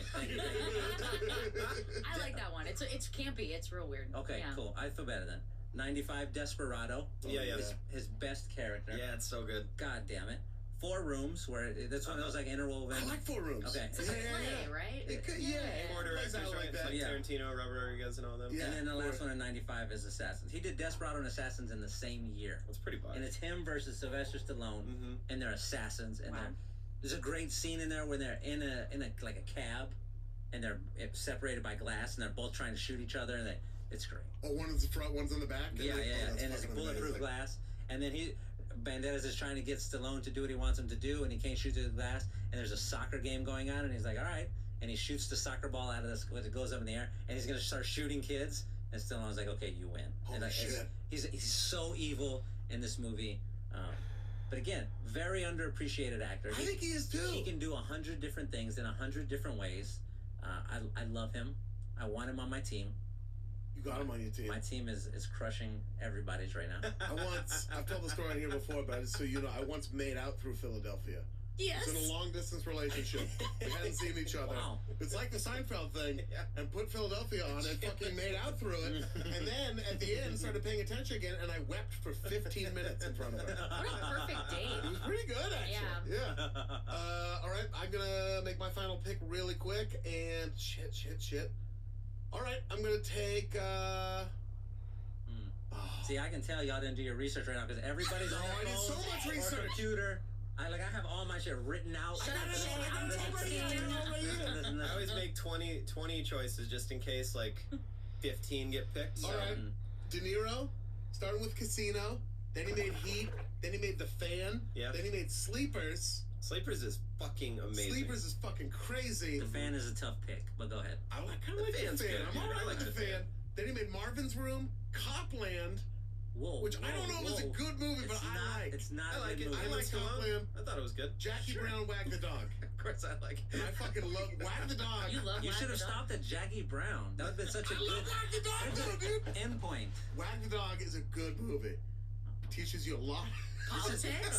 So like each one of y'all so far have said like at least 3 sentences that the listeners are gonna hear and they're gonna go like, there's no way Wild Wild West can win this. The There's no way Wag the Dog can win. The Wag the Dog Hive. There's no way It's there's gonna come alive. Let's see if Wild Wild West made more than your Antonio Banderas sex movie. Wag the Dog. I'll put up against that movie Love made and Shadows. $19,000 at the box office. Of Love and Shadows. I looked it up. Like, did anybody else watch this? $19,000. It made less in the theater than Ian has made sitting on this couch right now recording this Wild podcast. Wild West, the terrible movie you guys hate, made $222 million worldwide. Okay. Iggy Azalea sold a lot of records too. It don't mean anything. Yeah, Girl. you know, Lockheed Martin makes a ton of money every year, but you know. Alright, my last? Yes. Alright. Wrap her up. I'm gonna wrap it up with this gal had a 3-movie run Okay. that to me are all absolutely perfect Oh, movies. I can't wait to hear what nice. this is. Mean Girls, The Oh, Notebook, all right. and Wedding Crash. Oh, Rachel's yeah. McAdams, Rachel baby. McAdams. Yeah, that's a good pick. Those 3 movies. That's a good pick. Yeah. Finishing out with Tom Cruise and Rachel McAdams, like you're back in the game. All right. Dude, Adam Like, Sandler Those 90s 3 movies to me are and probably a little bit phenomenal. early And 2000s. I mean, The Notebook's not a romantic comedy; it's just a fucking romantic It's ass just a movie. romantic Yeah. movie. But I love, I like a baby. I Oh, I cried. weep. Put that on a plane. Get me a couple in on a plane. Going to Portland, especially. They'll land it in San Francisco because you cried so hard. Shay's gonna bring your final pick. Just say it real quick. Ladies and gentlemen, it is my first and second pick is 2 Robin Williams runs. It Yeah. is starting with We only have Hook. one. You only have one left. Oh, okay, Hook, 1991. Yes. We're not counting voices, but Ferngully, Aladdin, Toys, Mrs. Doubtfire. Amazing. Yeah, We're Thanks. counting voices. Yeah, we're counting voices. That's a fucking great Strong run. finish. Yeah, Strong thank finish. you. Look at I doubt fire. Shay Serrano, thank you so much for joining us on Seriously, AFC. man. I'm 1 for 1 on championships on AFE. Yeah, we'll pretty see much. what the We haven't put up listeners a say. poll in a while. We'll do it for this one. We'll We'll put see the what poll they have up. to say about Love and Shadows. Your book is called Movies and Other Things. It's available right now. Cop that shit. I can't recommend it more. It's been such a treasure having you here. Thank you so much for joining us. Thank you. yeah, You bro. gotta fucking rush off and do like more Great deal of fun. This is a great deal of more fun. press shit. You're a coveted gentleman. Thank you so much for Yes, taking the time. come back It's been a anytime and pleasure. get your ass handed to you again by me and my basic picks. All right, so Shay Serrano had to rush off because he literally just put out a book. Mhm. The last 2 were New York Times bestsellers. This one's probably going to be 2, so he has a very demanding press schedule. Well, we decided if we did that, the episode would only be like an hour long. It might have even been we've never done one under an hour, I don't think. I don't think we have. Maybe like way early on. His time demands were more pressing than Corden's. Yeah. Yeah. Hey, you know. Boundaries. Good boundaries. I love that on an author. Yeah, I do too. Yeah. So we just wanted to talk about just things in general, I guess. Well, yeah, things we left on the board, and also the recap is always fun. So I'll do the recap first. That's such a hard read. Did you write them all down? I tried. Thank you, Ian. Shay went first, and somebody is going to be really, and he took Omar Epps with Juice, the program, Major League 2 and Higher Learning, and then Julia Roberts from 1997 through 2000, which I think started with My Best Friend's Wedding and went to The Runaway Bride or something like that. Anyway. Then Daniel Kaluuya, Sicario, Get Out, Black Panther, Widows, and then Queen and Slim, which isn't even out yet.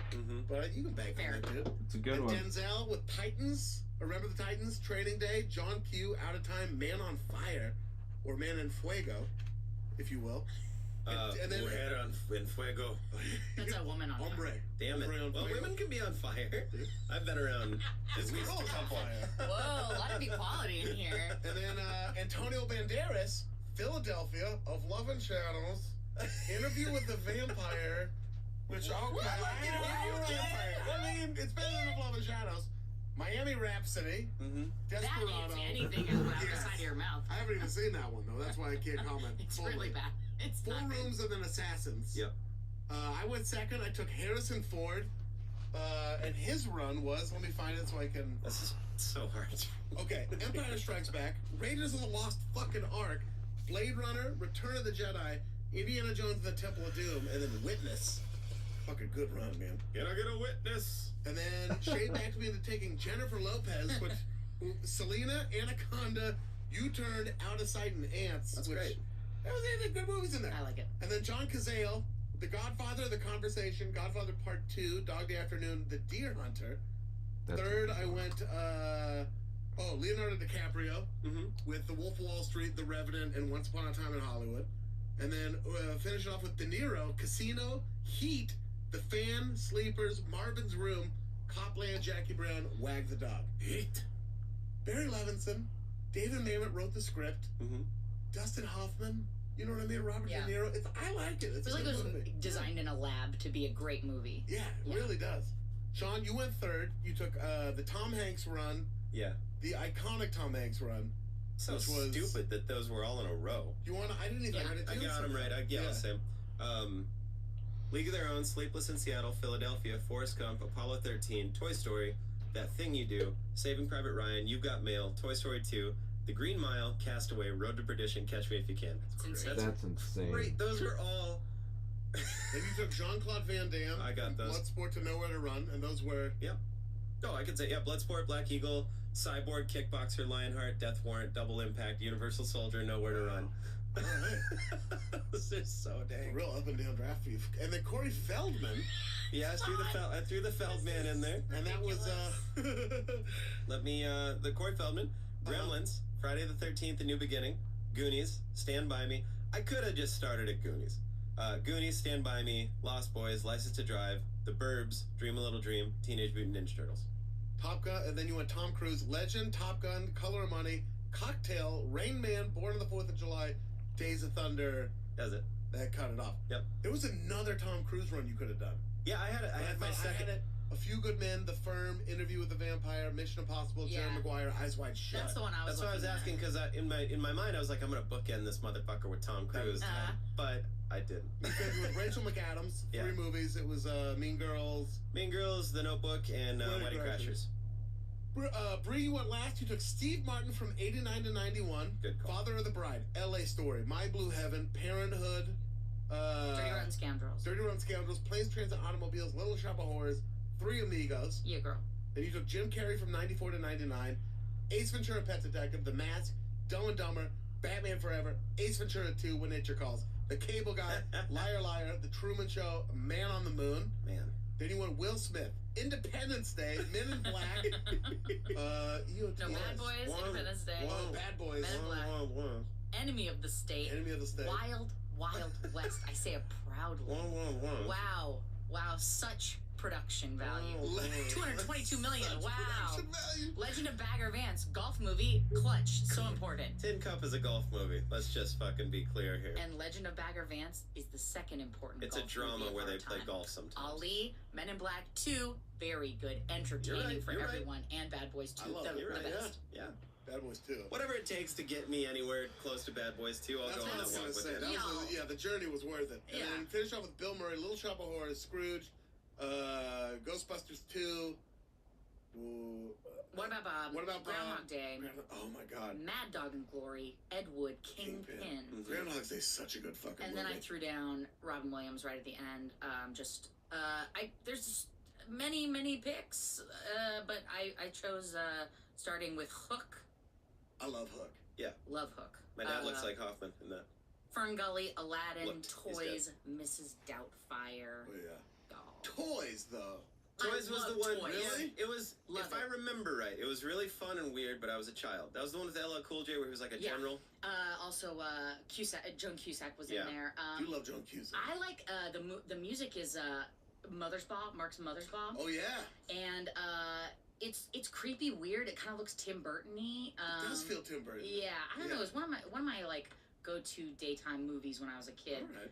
So what's Okay. on the board? We I left like some good stuff on the board. So many shitty movies. You gotta stand by your shit. I love Yeah. shitty movies. I like- thought Reese Witherspoon had a great I was three thinking movie about- run yeah. with Pleasantville, Cruel Intentions, and Election. Yes, dude, It's like a Election is So- such a gnarly good movie. I regret not going the Shay like the passion route. I was Yeah. looking for length of like length. I went but right before Yeah. you got here, he fucking dunked on me for going with obvious picks, and he's right. Got in your head. But I'm right too. Yeah, Well, but, well, I right. think like doing the Passion 3 movie. I mean, that's what you want. Yeah. you well, know? sure. I mean, you look at like, there was like, God damn it. Winona Ryder was someone I had on here. She had like some cool run, like both in the early '90s and late '90s. yeah. All my favorite legacy actresses take some trash We now were and talking then. about this right before we jumped back in and started recording again. And your theory. Meryl Streep, Yeah. Susan Sarandon, Toni Collette, Annette Bening, like all of our working babes, they get paid maybe less at the beginning of their careers. Yep. Gotta take some trash, you know? They also maybe, you know, more flexible, less, I don't know. Yeah, it was tough because there weren't a lot of Yeah. runs. There were like back to back maybe, but that just I had to go more than two. When they make great movies, they also have to there's the curse of the One best for me, one actress for them. nominee. Oh, sure. or Yeah. winner, which is like they win that award and then like price themselves out of movies because they have an Oscar and then like don't get cast in good movies anymore. Yeah. So they get fucked by the system. So yeah, like Meryl, there'll be like a great movie and then there'll be some shitty movie and then like there'll be another amazing movie. Yeah, like yeah. You know, and women, it's, I don't know if this is totally it, but you know, women, like, you gotta be sexy, you gotta be, you know, a bomb sometimes, and, Yeah. and it's hard to come back from that stuff. It's really hard to choose roles to be the person who's gonna fill all the There's some things runs I that didn't take, Hollywood but needs. Kate Blanchett had Return of the King, Ooh, The Life yeah. Aquatic, and The Aviator. yes, she Bang, did. bang, bang. Nicole Kidman had Practical Magic, Eyes Wide Shut, Moulin Rouge, and then The Others. The Kid Man. Yes. 4 in a row, which was a pretty good run. Did you just get in a fight with someone the other night defending Nicole Kidman? No. Somebody did That the doesn't other. sound like me. Somebody got so mad the I other like night. Nicole Kidman. I but love it her. wasn't me. No, it was a woman who's anyway. She's good tall story. and cool, and I like that. She looks like my best friend. Julie Roberts had another run, Steel Magnolia's Pretty Woman, Flatliner, Sleeping with the Enemy, Ooh. which was decent. I mean, there was the Molly Ringwald, 16 Candles, Breakfast Club, Pretty in Pink. Three Oh, I mean, that's a just big three. defining ass movies right there. Like those movies needed to happen for so many of my current favorite movies. John C. Reilly has a lot of good Oh, runs. I was shit. thinking He like, did, yeah. but like he's also takes a lot of stinkers, right? Sure and he does. did a lot of alt comedy back in the day. It goes Sure did. through. I kept looking for like digital short, and I'm like, no, that was just some movie he was in. Julianne Moore is the other person that I would I have love taken for Julianne sure, Moore. but she takes a Couldn't lot find of a right indie. run. Yeah. So my pick for her would be The Shipping News, Far From Heaven, and The Hours. I've Yeah, never even. I've that's heard of the pretty Hours. good. That's it. Shipping News was a good book, too. I don't read, Adam bro. Sandler did Billy Madison, Happy God. Gilmore, Bulletproof, The Wedding Singer, Waterboy, Big Daddy. Sure did. Yeah. In a row. I didn't. I just was like, I'm picking too many clowns, but those were so good. One other one I would have taken, Brad Pitt, Ocean's 13. The Assassin of Jesse James by the Coward Robert Ford. Burn After Reading. Benjamin Button, and then Inglourious Bastards.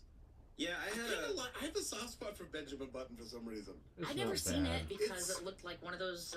It's Not fucking bad. weird, but yeah. you're not gonna be mad you watched it. I don't think. You know what a good one is? Listen to this one. Is Danny McBride. So the Foot Fist Way. That was like his first that was movie. great. Foot Fist Way, Hot Rod, Superbad, Heartbreak Kid. Drillbit Taylor's kind of a stinker, but it was okay. Then Pineapple Express and Tropic Thunder. What's Heartbreak Kid? It was So he was just like the cousin in that, but it was one with Ben Stiller and Maylene Ackerman, where they go on like some tropical vacation, and you don't know what it is. Jerry Stiller's in it. I don't remember. Ben Stiller owns a sporting goods store in San Francisco. Jerry Stiller's his dad in real life in the detail movie. certainly wasn't gonna do it. If I remember the island. It's funny. Danny McBride is in it, but that was like because Shay even brought it up. Like, were they even close to a part of the movie? Yeah, like barely. So it's tricky. But him and Hot Rod is the best.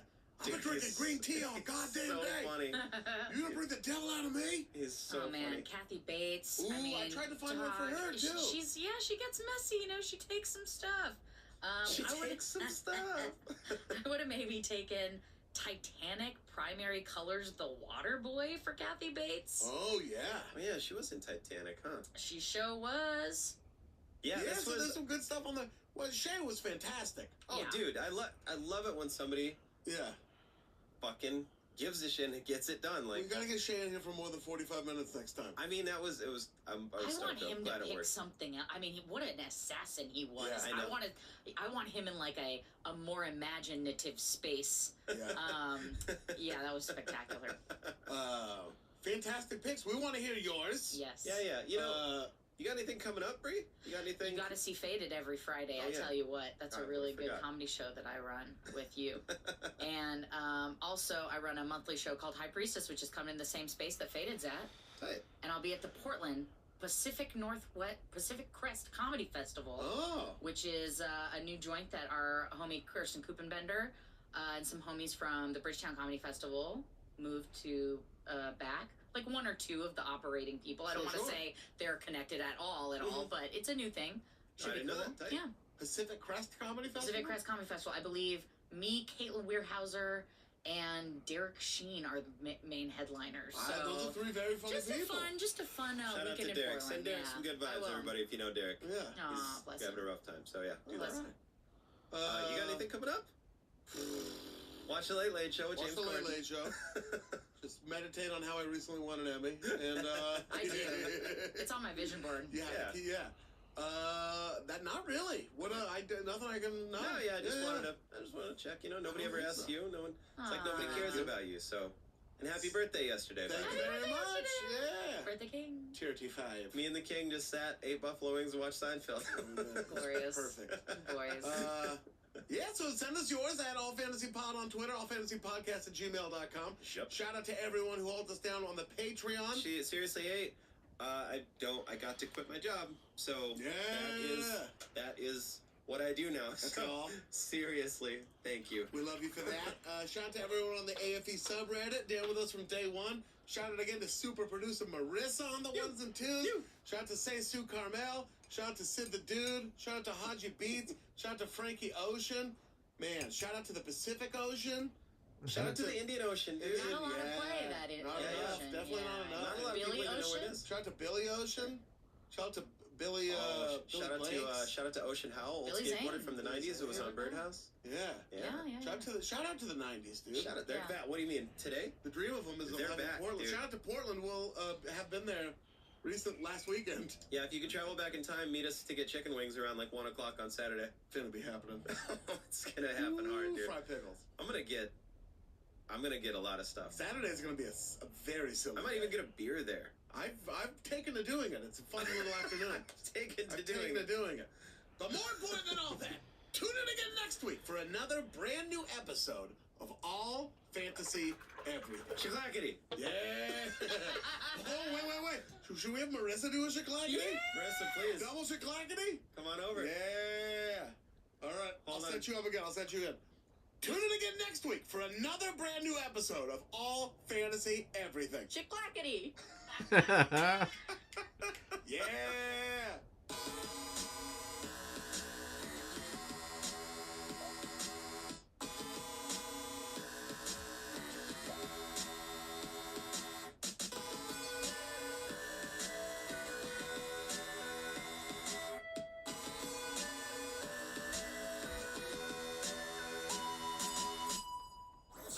was a headgum podcast.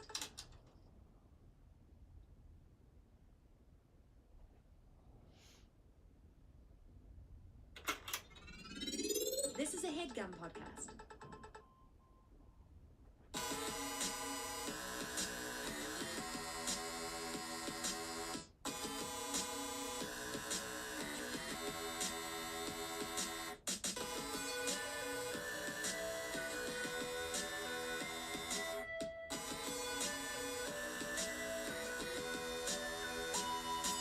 Welcome to another brand new episode of All Fantasy Everything, the podcast that's thinking about getting a powder blue jumpsuit. We were just talking right before we started recording. Actually, when we were recording, but before the official start of the podcast.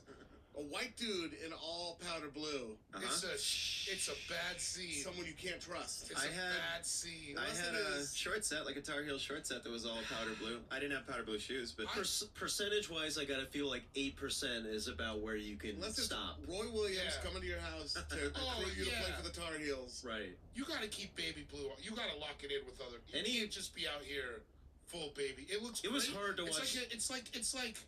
It's the uncircumcised penis of wearing colors. Yeah. It was Not hard to that there's watch anything Tyler wrong with Hansborough. A polo, a Lacoste powder blue polo, you could do, probably. But then you don't wear any other powder blue. No, not at all. No Kangol. No. wait, don't tell you gotta tell my Uncle Mark that. He never wears has powder blue. No, he Kangol. wears Kangols. Uncles love Kangols. Yeah. They sound the same even. Kangol. Uncle This is my Kangol. Uncle Kangol. No, Oh yeah, man, he hasn't been around. He lives in the Maldives. Kangol's in the building. Kangol's in the building. He's got a house on every Canary Island. Yeah. He actually brought canaries to the Canary Island for the first time. Oh, what does he So do? it My makes Uncle fortune. Kangol is a botanist. He's a hot botanist. He's a hot botanist. He's a federal botanist inspector. Oh, that Uncle Kangol is a hot botanist, boy. Yeah, he's sweet with the pickle juice. Oh, Uncle yeah. Kangol, for Oh, sure. Uncle Kangol? Yeah. Yeah, he's sweet with a pickle He'll juice. fuck dude. you till you can't read. Uncle Kangol. Which for the kind of people he fucks, it usually doesn't take long. You know Yeah. what I mean, Uncle Kangol? Getting that botanist Does ass. not. His Botanist whole dick. walk-in closet is just jumpsuits. Just jumpsuits. Nothing else. That would be sick. Dude, he finds one jumpsuit, buys 12 of them. Man. Oh man, I wish I could Doug funny. Just find the one thing. The one outfit? God, that would be great. I go through little phases. I'm in like a Carhartt long sleeve phase. Yeah, I'm in like a shorts and a t-shirt phase. Yeah. That has been my Shorts main and a hoodie phase. is kinda- It's lasted, 20 years probably. It's a decades long phase. You know what's really weird? I remember the first time I decided I could wear shorts and a hoodie. Because as a kid, you think it's like a weird thing to Yeah, it do. seems yeah. crazy. You know, and this is bizarre. You know where I saw it work for the first time? Oregon. I was watching Wishbone. Oh. What's the story, Wishbone? I thought you were What's talking this about- you're dreaming of? Yeah, He was a Jack Russell Terrier? but he could also read. So Yeah, it's this is- like a kid's entertainment educational. I must be a little too ancient for that. It was on public broadcasting. They acted out the plots of great books. Yeah. Oh yeah. So Sioux this Falls dog doesn't would have be that, Don right? Quixote. Yeah, they You never guys, did. you guys don't have PBS. You stopped it. Nor do Okay, you yeah. have great books. No. It's like, remember the Babysitter's Club? Yeah, David, I do. Alright, cool. Nice. Wishbone never did The Dirt by Motley Crue. What might have been... Yeah, Wishbone never broke a window. Yeah, it might have been... He read a book. He never put his junk in a burrito. Wait, you put your junk in a burrito? No, they did that in the dirt. So they say. That They movie say that was- they I were don't on the understand road. the point of that. They say they were on the road. There isn't one, but they're also fucking. Oh, because Tommy Lee's dick is the length of a tortilla? No, because they all had dirty little pickles, and so they'd stopped at a 7-Eleven before they went home to their respective gals and put their dicks in burritos to get the smell out, instead of, say, taking a shower when you got to the crib. Honey, it's guacamole. I'd rather have. You know I went to Dallas. I got burrito. God, I better come in the shower. Yeah. It's a Honey, long con. You and I've got such a perfect little weekend planned. I've rented a house in Malibu, and oh, would you look at that? I got burrito all over my dick. I'm gonna jump in the shower. Tommy Lee had a smoking hog from what if Methods of Mayhem has anything to say about it, Sure. he's got a pretty big dick. I've also seen it. You've seen? Oh yeah, in that porno, huh? Yeah. Yeah, Borneo. I have too. I forgot. That was the first. I think that was the first one that I might have gotten off of like LimeWire or whatever. Celebrity sex tape or just porn in general? I think that might have been the first because that was the Porno. intro where I'm like, I gotta see this. Yeah. Yeah, yeah, that's probably Yeah. right, time-wise. Then I was like, They You seemed can just like get they were porn? having a cool time. yeah. All they did was talk about how much they loved each other and fuck, and then be on this boat. Yeah, he drove the boat with his dick. Fun thing to do. That's I gotta smoking get a hog. fucking boat, man. Silly.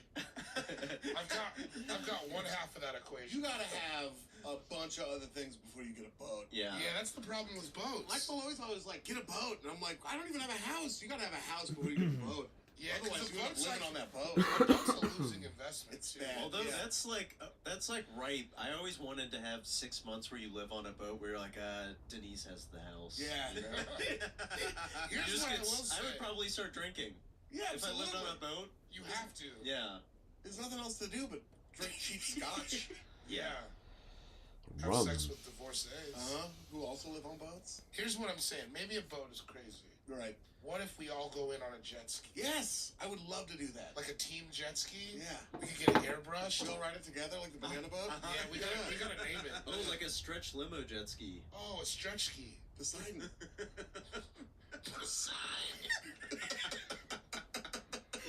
If we walked into a jet ski store, all 4 of us, they're like, "You want the stretch limo, don't you?" That's right. Yeah. Yeah. I don't want us the attitude. Help us with the fucking jet ski. Yeah. That would be Sea-Doo. so nuts to see 4 people on a super long jet ski. Maybe with another set of like where there's dual engines. Oh, yeah. Yeah. Do they have dual engine jet skis? I like the idea They of do all now. 4 of us wearing the same life jacket, just a big long life Long jacket life that wraps around. Yeah, we're all We all dead. go together. 4 sets of armholes. 3 of us die. The one who's alive is tethered to the deck. Yeah. No! Jeez. Gentlemen, before you get on this jet ski, there are some sea do's and some sea don'ts. This Alright. area of the lake is for a wave jogger, not a wave runner. That's right. We see do keep it under 5 miles an hour when we're approaching the dock. You gotta get on some jet skis, man. We see don't use a buoy as a ramp to launch ourselves onto a yacht. You saying this makes me feel like you worked at the docks. Listen, I've not spent- the docks, like not the Teamster docks. No, like no, the like Johnny the marina. Yeah. I've done some time in some marinas. Not the wire docks. Yeah. Not those the wire ones. docks. No. That was Ziggy. Baltimore, dude. Be more. Baltimore. Shout out to ED. Baltazar. Coscarian. Eric Dodorian. Shout out to Eric Dorian of Baltimore. Baltimore boy. Oh, hell yeah, dude. Sickler. What Baltimore boy. Baltimore boy. Who else? Brian Sigler, Eric Dorian, Cal Babe Ripken. Ruth? Cal Ripken, Babe Ruth is from Baltimore, yeah. Yeah. George Herman Ruth. My cousin Samuel. Your cousin Samuel. Crab. Yeah. Crab. Just crab in general. What Yeah. if crabs had Baltimore accents? He's a police. I don't know what a He's a Baltimore police. accent is, but I always notice that they say Baltimore. Baltimore. oh, yeah. it's like D's instead of Baltimore. T's, right? Like Baltimore. Baltimore. Like, Lord Baltimore. I gotta go back and watch The Wire again. We're gathered here today in the Fortress of Solitude to draft mysteries. Yeah. Mysteries. Familiar voices, but Yeah. yeah. Oh, I'll still introduce Oh, okay, I everybody. was wondering. Sorry. Fucking, Don't tell Picasso No, how to no, paint, hey. baby. I'm about to do a fucking Skip triple it. axel off the diving board, and you're also on the diving board. Skip introducing me. I'm gonna get out. Let of me here. jump off the diving board. I'm gonna leave. Fuck. Jesus Christ. I'm just gonna get out of here. This is gonna be dropping a few days before Halloween, so we thought we'd drop some of the mysteries, which can be spooky, but aren't always spooky. But you know, they're in the spirit of the season, and in the spirits of the season. How would you say that if you were from Baltimore? They're in the spirits of the season. So we thought it would be a topic that's in the spirit of the season. Oh. Bro, I feel like you're getting more California. Baltimore's gonna fly here and kill everyone. Hey, Bowmler. tell her your neighbor's a happy Halloween. Yeah, I don't know what's happened. hippie hula hoon. Hula hoon. Yeah, happy Halloween. I don't know. I gave Geese. some of your kids some crepe cakes for their trick or treats. Oh, that'd be such just greasy little wet crab cakes just in Just whip them in their bag. Happy Halloween. Here's some geese. Go Ravens. If there's one thing I've learned, it's that you don't take crab door to door from strangers. If there's one thing I've learned. Yeah. And that was because like you got burned about 10 times. Yep. Oh yeah. Wow. Fool me once. I like imitation crab. I do too. Because it's just cream cheese, right? What? Isn't it just like cream cheese or what do they put in like crab rangoon like at a Chinese restaurant? Cream cheese. Yeah. Yeah. Oh, Is that not imitation crab? No. That's Oh, okay. different. What's imitation It's like- crab? Just fake crab. It's like whitefish. So they boil down a bunch of crab shells So it's still seafood. and then soak it into like pressed whitefish. Yeah, it's pretty Yeah. trashy. That sounds I like gross. It's good though. I was once lured back into a house with it. Yeah. I've heard. On the wildest day of my life. Picture of 7 and 7 in your hand, Yeah. chasing down the It landlord. was still light out when I started that picture of 7-7. It got dark quick. Must I don't have know been what too I I was was cold. just imagining. watching Mean Streets. Oh yeah. And they drink 7 and 7s in that movie. 7 and 7s is like a hard drink, man. 7 and 7 is what like a fresh 21-year-old orders, so they feel like they don't sound like an 2 idiot. numbers, please. Yeah. It sounds like because it sounds like a dice hand. 7 Yeah. and 7. We Jack have- and Coke is another like early. Yeah, Jack and Yeah. Coke makes you feel grown up. Because you know when you go to the bar and you're just like, I don't know. I Yeah. don't know what I like. I just There's want to so many bottles Yeah. back there. There's so many. I'll take a Cointreau and. What did they carrot say in juice, that I movie? guess. Let me Yeah. just get a Campari Hennessy. Yeah. I might. I definitely ordered a White Russian just because I was like, that's a drink that I've heard. You've heard of that before? Yeah. Absolutely. AMFs, we would drink those too. What's the 'cause AMF? Adios, motherfucker. Oh, I've heard of those. That was when we were at the shot culture before. I was just like, let me get a whiskey and a beer. It'd be like, let me get a cement mixer. Not even on your I never birthday. got into that. Yeah, we. Dude, you know, back in the day, I used to drink Fallen Soldiers, so that What are was those? drinks Straight that- whiskey and respect. Drinks from other people. Crown Royal and Grenadine. Like I'd just be eyeing a beer and like that guy hasn't been back for 20 minutes. It's mine. That's my beer, dude. Yeah, it was dark. I've definitely drank not the drinks that best. were left in toilet stalls. Yeah, You know, where you're like getting there hammered and you're like, You're like, this is barely even any ice. yeah. I'm like, yeah, I'm drinking that. Some dude just left it because he got drunk and fucking walked out without it. His Yep. loss. His loss, my gain. lucky Hepatitis, me. maybe. One man's toilet beer is another man's fortune. Ugh, good and geese. They call him in Baltimore, I'll tell I you. apologize to everyone in Maryland and surrounding areas for this terrible version. I think Yeah, it's great. so Sean Jordan is in the crib. Sup, bro? Sean is Jordan on Twitter. Sean Cougar Melon Jordan on Instagram. Tight cross. Tight cross. Tight cross on a throne of lies. Yeah, dude. I don't know, man. It's a throne of Pendleton over here. It is a throne of a special edition Pendleton blanket that's the flag of Oregon, just over his other shoulder. A Damian Lillard jersey. Seriously. Really on brand. Resplendent. We are resplendent in this crib right now. Tight John, cross. what do you got coming up, dude, other than a tight cross? Clean shaven, by the Nothing. way. Yeah, she Yo, took it down Sean to and I the both skin. clean shaved today. What happened? What, did you guys look at each other and were like, it's time? No, we got in a fight and rubbed our faces together until we didn't have any facial hair. So do you shave with like shaving cream and Oh, stuff? yeah. No, I don't. I just take it. Really? Mm-hmm. There's shaving cream in there. Yeah. What am I gonna notice? I don't know. I just never think about it. I just take it. I just Hot start or hacking. cold water? Honestly, in the shower, so I don't I look in the mirror. can't. My hair is far too Hot or coarse. cold water, though? I'm in the shower, so it's hot water. I just do it in the shower when I'm standing there. No mirror or anything. Hot water. Yeah. Word. I don't have anything coming up. I Please shave buy at the sink. Yeah, see, I just for years I just been doing it when I do anymore. If I take a razor to it, just in the shower. My barber shaves me. Yeah, I shave Really? my balls in the I sink. get razor burn really bad. I don't. That's I never why, have. That's why I don't shave my beard. Yeah, It's like not Like- worth. I had. Like especially down here, I should have looked like a Nestle Crunch bar. Yeah, The I've never underside. never got the Yeah, razor The burn. crispy side. It's because you don't have coarse curly hair and sensitive skin. I have Get sensitive Bevel. skin. Can we get a Bevel to sponsor us? Shout out to Bevel, What up, whatever Bevel? you are. What's Bevel? Bevel could be a car company for all I know. It's a black-owned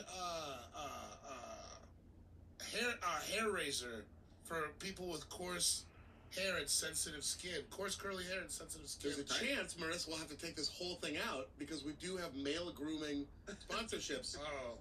Shout out to Dr. Tristan Walker. No! Unplug his microphone! He's doing it again! They couldn't handle the truth. I got nothing coming up. No dates or anything. Colonized. I'm just gonna start doing guerrilla marketing. Just picking up. Baskin Robbins has 31 flavors. And now Just it's shout to Rockbird on Colorado. Yo, dude. Oh, Rockford Jersey is Mike's. good. Still eating there? Yeah, me and Dave Ross went there. I didn't get so they have Cornish game hens Ooh, Yeah. and chicken sandwiches. And I got a chicken sandwich. It was really fucking good. I I like know what you know what I style like it's about a Cornish game hen? I like it when I keep getting older, they stay the same.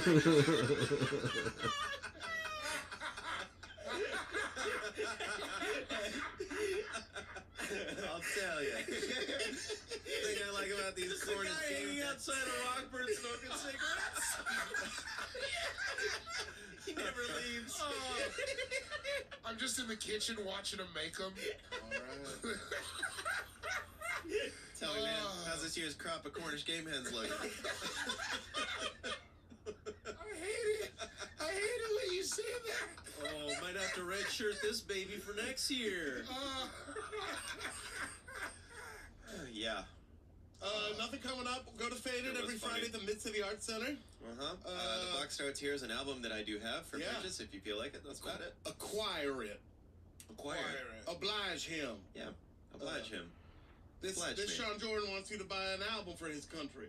Oblige him. Oblige him. And I want my sales. And I want my sales. And I want my, what is it? And I want my flask. Zach Toscani in the Fortress of Solid Dudes. Yo, what up, dog? At Zach Toscani on Twitter. Yes, sir. At Zach Toscani on Instagram. Yes, sir. Cross-platform. Yes. What do you got coming up, Bubba? Same. Faded. I would come to Faded every Friday. And Faded, if you're in Los Faded, right. Angeles, look out for tour dates, but just follow me. Yeah. You know? Just follow me. Follow Just the man. follow him. You see him at Rite Aid? For God's Get up on him. sakes. You Yeah. know how, like, Twitter is often, you people like Shane Torres, for example. Political Oh, you mean juggernaut. he'll Shane be on Torres? Twitter? He's really one of the greatest pundits of Donald our day. Trump resigned today, He right? did- yeah, I think so. I think he's Yeah. in the process of, because Shane will take aim at the Beltway. You know what I mean? And, like, with his mind, and he will, like, he's picking people off. He's speaking truth to power. Yeah. He's using his platform. He's like Barry Pepper in Saving Private Ryan, just picking people off He's from the tower. punching up. He's punching up. You know, not only is he People punching off up, he's punching out. He's punching up, he's punching out. And the other thing he's punching up are the jokes, man, because they're Yeah. solid. They're political marksmanship. But if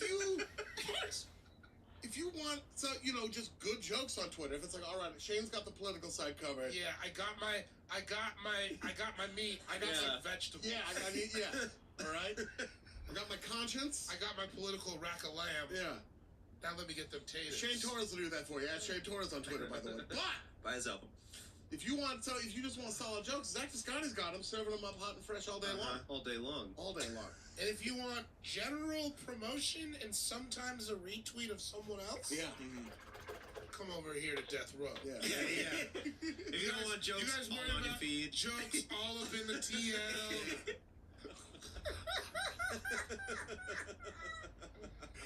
Oh, If you want someone seriously. just tweeting Portland Trailblazers names in all caps with no context, I got you.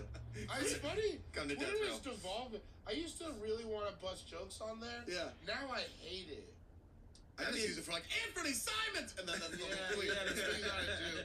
I use it to see a lot of Nuggies stuff. Sorry about last night, but it's only preseason. Did you watch it? The lot to read into. No, I was hanging out with you guys. Oh, well, at the show. Oh, how did the rest of the night go? I spent some money. Do you wanna up go into in- yeah, sure, man. David Bory and a few other members of the comedy community I spent some had money themselves a strip club evening. up in the strip club. There was a tiny part of me that was like, maybe I will go. I saw you were thinking about I'm it. glad I did not. You saw you were thinking about it. What I mean, loved you know. was that you asked Sean, And Sean was like, no. And then you sat back in your seat, and then you were like, well, I just have to ask you too. Even though I know there's no part of you. And I was like, yeah, no part of me wants to do it. Yeah. Sometimes you gotta do it, man. And I threw a lot of money at people yesterday. Yeah. You have to do it every now and then. You gotta do it. For the economy, It's so fun. It's so funny. It's funny to have 200, because I'm not like one of these like tuck it guys. No. I got my stacks on deck. Like you can see exactly how I'm a mark. Because I'm just like smiling all big, money in each hand, just throwing it everywhere. You know, You're a good audience member, you know? I am good. I'm always like, I say things to strippers like, good for you. Yeah. You know what I mean? I'm very much like, this rules. Yeah. Your butt is so cool. Any kind of live event, I'm always like, how can I be the best audience member Yeah, for this? I want to take it in. You just go. There's ways to go, and I'm sure like there's people who think this is what they all say or whatever. But there's for sure ways to go and be like less creepy. You're gonna be like a little bit creepy because you're there to be creepy. But there's ways to be less creepy. It looks like I'm reading this off my phone. like you wrote this last night. It's true. I'm scrolling on my phone because I'm responding to a business thing really quick. But Daddy can multitask. That's what I say in the strip club. That is hilarious. Yeah, Ian just read his manifesto. We actually never got to the draft. That's fair. That's fair. And in this country, given everything that's going on, political and otherwise, I believe that. Yeah, I always turtle up when I go. I sit in the back and I don't know. It's fine. I've done that since day one. Even when I was like 18, I went to one and I was like, I can't. Oh, when I was can't younger, even I look had up. no money, so I had to be very conservative with my 21s. Yeah. Last night was not that. Yeah. It was like, it's Thursday, so there was like, it was not packed. But then when we went to the second strip club, it was packed. Yeah. And that was the fun. That was the one. That was man. Because it's like also like, I think it's just fun. Like the second strip club was so packed that they weren't just dancing on the stage. So then now I'm just dancing with these strippers. Like, you know what I mean? Like I'm throwing money, but also I'm just dancing anyways. It was a lot of fun. Yeah. I like dancing when there's no money involved though too. I don't Absolutely, you're a dancer. God, if somebody just would have given you a couple bucks. That's the first time anybody's ever described me that way, and I love it. You're a dancer. I'm a dancer. Yeah, I'm a dancer. I do like dancing. I've seen you dance beautifully. You got a good move. I can't do it, but you got like a fun move that you do when you're having fun. Seeing you do it. Oh yeah, you're ruining it. It's like shit when I do it. You're It's ruining upsetting, it for dude. me. Not a dancer over but here. I definitely got like a it's a thing. It's not that you're not a dancer. You've got your own repertoire. Yeah, you got your own thing. Right. Yeah. It's just not a lot of overlap. You dab. You're more of a dab. Yeah. Oh, God damn it. You say God damn it? All right. God damn. You're a goddamn fool. All right. The person who's furious right now is David Borey at the G on Twitter. Cool Guy Jokes 87 on Instagram. Sean dabbed his way through that entire intro. Oh God. Dave, what do you got coming up, man? When this comes out, I am on another leg of the Eric Andre tour. Oh, yes. I believe this leg we are doing Washington University, Northwestern University, Bucknell, Milwaukee, and Algonquin for the good land. It's actually pronounced Milwaukee, but that's neither here nor there. I mean, we're not really. A lot of guys' girlfriends are in there. Yeah. It's the second movie, but this is the funniest fucking way. Yeah, that's that tour. Watch watch my stand-up November special. 15th, right? November 15th. November 16th, come out and see me. I'm co-hosting the Eric Andre show at Adult Swim Festival. And what cities? Is that in LA? In LA. That's in LA? Oh, yeah. shit. Yeah, you guys should come. I think Vince Staples is on it. I'm gonna finally fight Vince Staples. Yeah, really. I was gonna, of course. We'll show up. Hell yeah. And then, and then I think around now I'm gonna put the short film online. Yeah. So you'll be able to see is good. that. Those of you who came to High Plains got a special little you guys can see preview. it. This This is why you always got to come see us live. We're Yeah. gonna sprinkle some treats in all Guys, the time. you gotta see live is where that's the juice. Granted, it was sold out, so like but yeah, come out and we will. We'll, That's because all the Shaniacs were there, though. the Shaniacs did come out Shaniacs full were- force. Shaniacs showed up. Shaniacs Yeah. did thick. Well, people came from the Beltway. They just had a lot of questions they needed him to answer. Yeah. Yeah, that's true. We did a meet and greet Right. after. Shane did a meet and speak. Yeah. You They know? wanted more. Yeah. They said we don't even need to touch you. We just want to hear He more. doesn't That's right. even do comedy. He just stands on stage, and then people stand up and they're like fracking, and then he just takes it on. Well, The real comedy is coming from these jokers down in the Beltway, you know? So all he has to do is just sort of read him the riot act in front of everybody. But yeah, come see us live. Yeah. My name's Ian Carmel, at Ian Carmel on Twitter, at Ian Carmel on Instagram, at Ian Carmel on Jewish Marriott rewards points. ooh. Ooh, Jerry. Yeah, Jerry. I don't really have anything coming up. Watch the Late Late Show on the Columbia Broadcasting System. Watch a lot of stuff on the Columbia. Watch a lot of stuff on the Columbia Broadcasting You know System. what? I just watched a sketch of yours. Oh yeah, Well, of the shows, I should say. it's all But mine it was now. Nate Fernald did this where Reggie Watts appears in every scene of a Oh, soap opera. yeah. And it's like 21 minutes long. It's crazy, right? Yeah, Nate wrote it. Isn't that wild? Nate, it was like I forget which one. One Day at a Time or Bold and the Beautiful. I Yeah, think. yeah. And Reggie is in every scene, just in the background.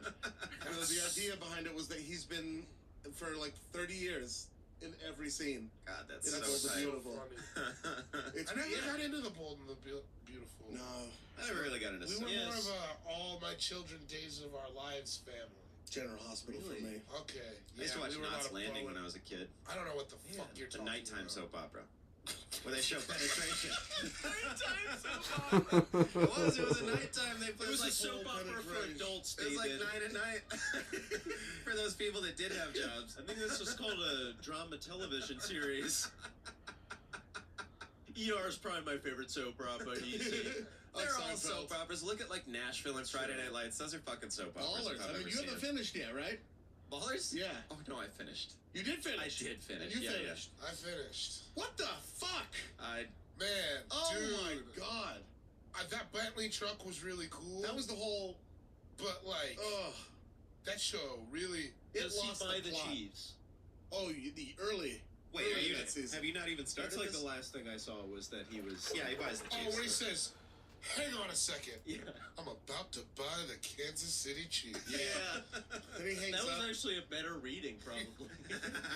It was so clear that they had The Rock for 2 days to shoot, and it was Uh-huh. like either put me in this car in this documentary setting, or like in one scene with that mean-looking woman who works for the NFL. Yeah. Uh, that show, Candace Owens looking mean woman. Mhm. that fucking show, man.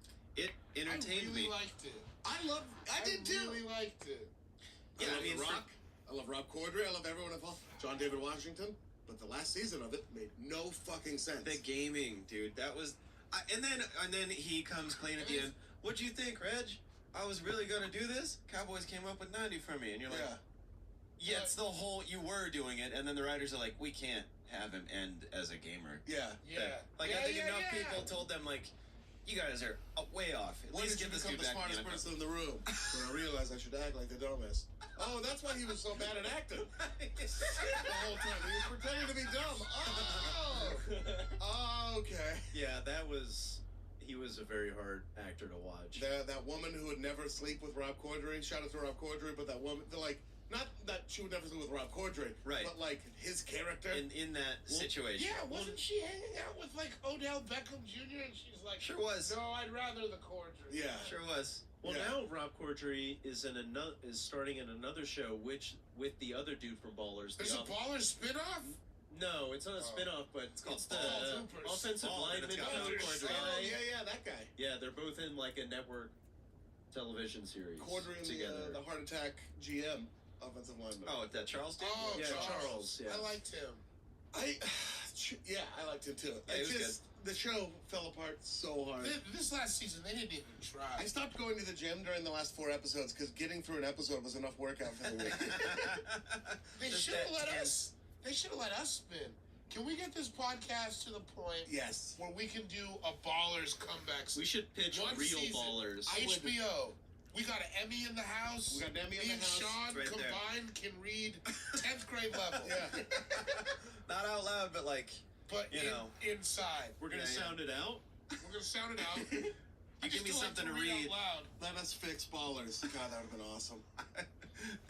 Ballers, and then it would be like asterisk fixed. Ballers. Like Redux. Redux. Yeah. It's just each episode's 4 hours. Well, one of the biggest mysteries is what the fuck happened to the writers on Ballers for the last season. Maybe we'll draft it today. I was gonna say I'm gonna get a little goofy with Because this. we are gathered here today in the Fortress of Solitudes, not only to critique something we love with love, which is Ballers, but also to draft mysteries. Now, the way we determine the order of the draft is through a rollicking game of rock, paper, scissors, played between the three of you. And we throw on shoot. Here we go. Rock, paper, scissors, shoot! Zach wins. Zach wins. Zacula. Zach wins. That's what you said in the mirror 50 times when you woke up today. No one picks. Podcast over.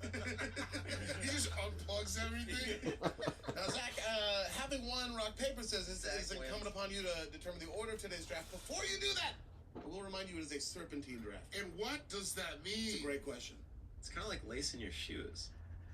Why are you looking dead in my eyes? Because the last one was so shitty that I had, and I was like, this one's pretty good. Oh, yeah. You just put a lace on one side, and then you bring it over to the other side of your shoe, and then put it through the little eyelet, bring it back over to the right side, put it through the eyelet, back over to the left side, until it's all the way laced up, back and forth like that. Okay. That is what you have do to lace it twice on one side. Yeah. Basically, what it means is you pick fourth in the first round, you pick first in the second round. Zach, with that in mind, what will the order of today's mystery draft be? It could be like doing it straight across.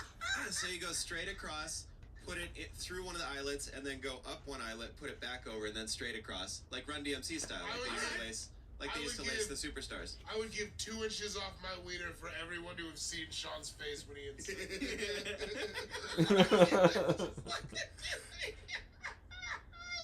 You try doing it for 100 or so. I couldn't do it for one. Are you kidding me? I mean, It's a pretty easy really to do, but they're all hard gonna job. suck. That's why I don't do it. It's like playing a drum kit, right? You're like up here.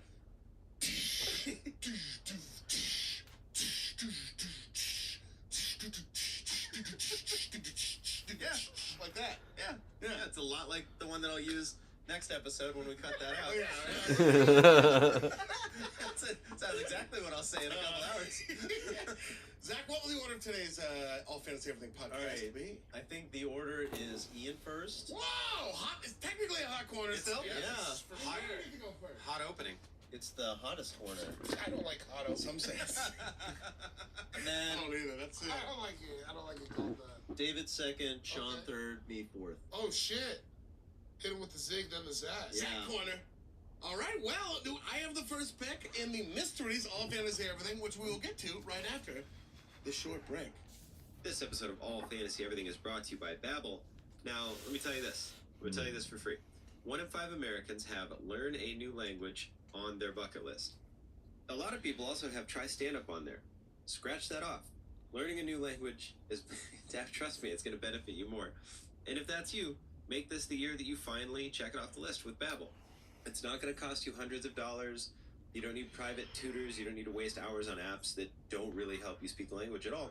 Babbel's quick 10-minute lessons are designed by over 150 language experts to help you start speaking a new language in as little as 3 weeks. Babbel's tips and tools, they're approachable, they're accessible, they're rooted in real-life situations, and delivered with conversation-based teaching, so you're ready to actually practice what you've learned in the real world. I hopped on and it's seriously, they're 10-minute segments, and they just start you off very basic, very convenient, and teach you just actual conversation skills. I took a few lessons, and I'm going to keep going because why not? It's obviously one of my goals. Everybody wants that goal. Everyone in the world speaks 30 languages, and none of us speak any other one. So yeah, of course you would want to do that. And with Babbel's, they have this thing, their speech recognition technology. It helps you improve your punctuation and your accent so you don't sound like an absolute moron, or you sound like as little of a moron as possible. So it's going to help you there. Studies from Yale, Michigan State University. That's where my wife went. and others, they continue to prove Babbel is better. One study even found that using Babbel for 15 hours is equivalent to a full semester at college. So get on it, give it a shot. Here is a special limited time deal for our listeners. Right now, get 55% off your Babbel subscription, but only for our listeners at babbel.com/allfantasy. Again, get 55% off at babbel.com/allfantasy, spelled BABBEL.com/allfantasy. Rules and restrictions may apply. This episode of All Fantasy Everything is brought to you by See the Thing Is. It is a podcast that'll just make you feel good. If you're a millennial who misses life in the early O's, I do. I don't know if I'm a millennial. I think I am. I think I'm like the last year to be a millennial. Anyway, I throw myself in there sometimes after a couple bowls of loudmouth soup. Who we kidding? If I have a hard time finding new or curated music, of course I do. All that stuff is hard to do. If that's you, if you fall in that boat, you're going to love See the Thing Is. It's a podcast hosted by Bridget Kelly and Mandy B. Bridget is a Grammy Award-winning R&B artist. Mandy B is a podcast trailblazer. Twice a week, Bridget and Mandy, they host nostalgic conversations in their grown segments. They also have political pop culture conversations in their honest segments, and relationships / hot take conversations in the slightly toxic segment. The opinions on the show are extremely real. They're brought to you by the genuine connections the ladies have with the guests. They like to call their friends with benefits. You get it. Each week, you're going to leave with new music recommendations or a playlist of new music. You know what I mean? That who doesn't like new music? It's in their freshly squeezed music segment. Recently, they sat down with Ari Lennox, Big Frida, Robert Glasper, just to name a few. So get on it. Follow and subscribe to See the Thing Is on Spotify, Apple Podcasts, or on YouTube. New audio episodes drop every Tuesday and Friday, and visuals are available on YouTube Wednesday and Saturday. This episode of All Fantasy Everything is brought to you by Policy Genius. Now, I want you to start the new year off right. We all do, because it is a brand new year. You have a chance to finally get a hold of everything. You can organize yourself, and we want you to know that you have found the right life insurance to protect your family, and we want you to use Policy Genius to get there. Getting life insurance today, it is important. It's one of those things. I'm one of those people who never ever thought about that till I had a daughter, and then, you know, your boy's getting older. We're all getting older. I'm aging, as it were, and it just gives you peace of mind. It just does. And it's so simple. It's so easy to do. You know, if something were to happen to you, you don't want your family getting stuck with all those bills. I certainly don't want the bills, so I don't want to leave anybody with the bills. And with Policy Genius, they help you compare your options from top companies, and their team of licensed experts, they're on hand to help talk you through it. They want you to succeed. They work for you, and really, all life insurance does is give you that nice security blanket. You know what I mean? It lets you know that you're going to be chilling if something happens to you. Well, you're definitely going to be chilling, but your family, your loved ones will be chilling. It's nice to be covered. It was very easy, the whole process, for me to get covered. Not as hard as you think it's going to be by any means. So with Policy Genius's technology, they just make it so easy to compare life insurance quotes from America's top insurers. It's just a few clicks. You find the lowest price. Even if you already got life insurance policy through work or something like that, might not be enough to protect you and everything you're going to need. With Policy Genius, you can find life insurance policies that start at just $292 per year for $1 million of coverage. Some options offer same-day approval and avoid unnecessary medical exams, so you're not going to have to go into the doctor, get all yada, yada, yada. Policy Genius, like I said, they got a licensed team of award-winning agents who can help you find the policy that's going to best fit your needs, and they work for you, not the insurance companies. So they want you to succeed. They are in it for you. Save time and money, and give your family a financial safety net with Policy Genius. Head to policygenius.com or click the link in the description to get your free life insurance quotes and see how much you could save. Again, that's policygenius.com. Man, we're big! With the first pick in the mysteries. Where'd we go? We went. Damn, that's a good question. We did go there, though. We did go. I'll tell you. We went to the Americana. Yeah. Man, I'm gonna go there. I think Sunday. Mall day. Heads up. Sunday?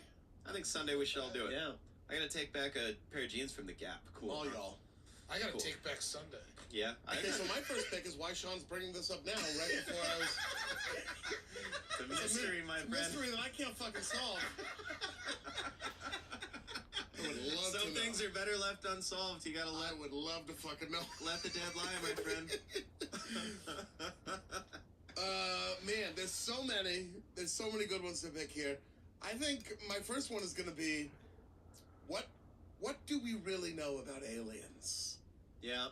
It's not a specific mystery. I guess you could. Are we alone it's in all the universe? encompassing, Kind of like like a- I want the government dump, though. I want them to say what they got. I do too. I Because guess they got some juice on it, one way or the other. they must. Even if it's like, no, we have never made contact. Right, if they're like, we've never made contact and we have no compelling information. Yeah, I still Right. want to know. That's a good call. This was a weird thing, but like it was kind of one of the only things I thought like with who's in power now. I was like, well, if those kind of secrets are gonna be leaked, it would be these people. I wonder if he's just holding on to it like a challenge flag for like if this impeachment stuff starts to get what? Do you think they even told him? It's a great question. Yeah, that's true. There are people who make those decisions who are like, let's not tell him. Maybe he Let's doesn't. tell him let's tell him enough to where he'll be like, oh, okay, I know everything. Yeah. He knows the KFC secret recipe. He knows the herbs and spices. They The told him bush that. baked bean recipe. Sir, that's really the only state secret. I'm sorry to tell you. The bare minimum presidential knowledge. He knows everybody on The Masked Singer before the season comes out. He has that delivered to him in a dossier. He knew it was T-Pain. Yeah, he knew that. Yeah, he knew that past him. Do you think Donald Trump has ever heard an entire T-Pain song? Yeah, Like top to bottom? I do. Yeah. I do. He's been in situations. He where- hasn't heard it, but it's been playing. Yeah, there's situations where he's been doing things where there may have been a full T-Pain She song. poppin', she rollin'. Yeah. Yeah, we gotta get T-Pain on the pod. I would love to get Yeah, T-Pain he's on the maybe pod. hit him up right now. If we all start wearing hats like that, he'll notice us. That's as good You know? idea as any that I have What are you had. guys doing? Well, we're just trying to get T-Pain's attention. So we're wearing fuzzy top We hats. should go all the way to Wisconsin. Wisconsin? Is he in Wisconsin? No, he just sings that. Oh, yeah, I that's put right. you in a mansion somewhere in Wisconsin. It ain't nothing to do with the pain. You can change your last name. What's happening? But anyways, Aliens. Anyway, yeah. Aliens. So what do you think? Yeah, I think... There's aliens. It's too That there's big been to not. contact? You know what? I don't think there's been contact. I think they definitely exist, but I don't think they've come to... Although, Why not? I don't know. I mean, it's the thing where I'm like, I don't see why not. The Area 51 stuff is crazy. There was like an Air Force base in Canada where it was like all these people who were in the Canadian Air Force were like, yeah, it was like, Yeah. you know, it's crazy when like a lot of people will cop to like, yeah, there was. Were there something those going Navy on. pilots recently who were like, yeah, and like the government was like, we don't know what that was. Like, Mm-hmm. And was also like, octopus. what about them? How smart Oh they yeah, are? they can't tell where they're from. Yeah, their DNA's unlike anything else on the planet. Oh, really? Yeah, Yeah. it's crazy. And did you know that jellyfish could survive in space? Really? I Yeah, if you figured take them to because of the space way and they just look. let it go, it just It'd be fine? yeah. Whoa. Why haven't we sent a bunch of jellyfish out? Sounds like There should just be jellyfish floating around. He's not wrong. It's the fucking butterfly effect, dude. They get closer to the sun, and then they get like radiation, and then they get huge. And Oh, then they yeah. all of a sudden If there's other jellyfish sucking aliens on out Earth. there, we could send out jellyfish, and then they'd be like, well, there's jellyfish. I mean, I saw them in space, so obviously we're not the only ones. Maybe that's the thing we have in common, like Batman and Superman when the war kicks off. You know, like both their moms are named Barbara, and we're both just like jellyfish. And they're like, yeah, and then it's cool. That was such a dumb part of that It was movie. I so forgot dumb. about that. Oh, that's my mom's My mom's name. names. We both have moms. Wait, is that in Justice League or something? Or It's Batman versus Batman Superman? Superman. versus Superman. I Yeah. never remember seen that. it. Ridiculous. I just want to know what aliens look like, because like this is the most efficient body type for Earth. Yeah. I just want to know what the whole thing. Like, is it gonna be humanoid? You gotta imagine there's probably so many different. They could just be a ball of gas or something. I don't know. Yeah, that's what I'm saying. That's why Right. it's so cool. Just a bag of hot air. Wait, Shane's an alien. just a hot opening. Are they like the Alex Mack puddles? You know? Oh, I forgot about the secret world of Alex. Yeah. Oh, yeah, Larissa Olmec? Hell Yeah. yeah. 10 Things I Hate About You she was in, too. So yeah, I just want to know, what do we really know about aliens? Like, Yeah. with the highest level, like, what's the real intel? Because I guess, I mean, like... Would it scare you to know? Yeah, yeah. Yeah, me too. I don't think it would fuck me up. You don't think Because so? no matter what the truth is, it has never been prevalent enough to affect our day to day. That's Right. true. So, like, it's Unless- probably not that big, unless we're all in the Matrix. Unless it's like that they live shit and you like put on the glasses and you're like, those people are aliens It's like or whatever. everywhere. Yeah, That could be it. like Men in Black And type there's like shit. alien technology all over. Like, But also, it's still to what David was saying. It hasn't had a negative. If there is, Yeah. Yeah. I don't And I fucking mean, an notice. octopus is alien technology. Those things have 8 pussies. do they really? David, that's not what I think octopus means. those are tentacles, David. Oh God! I just. Oh my God! I can't believe I got that off. I can't believe I got that off. That was my buzzer beater. That was the best joke I've ever told. You I should got be you able to to. buy it on 8 pussies. Oh, I'm in the, give me an my Emmy. God. Give me a fucking Emmy. Take it. It's right there. It's right there. Take it. You should be able to get that off 8 times at least. It's yours until I earn it back. Because you were saying like they have DNA, like it's nothing without. I'm like, maybe a vaginas. I really thought something was to it for a second too. There wasn't. Oh boy, 8 vaginas on an octopus. This guy's a I'm joker. so happy. Oh, I'm so happy. Well, you're gonna be even happier because it's time for your first pick. I want to know what happened to the Ark of the Covenant. Oh yeah. It's not Well, much. I went to write it down and nobody else said anything. Yeah, No, yeah.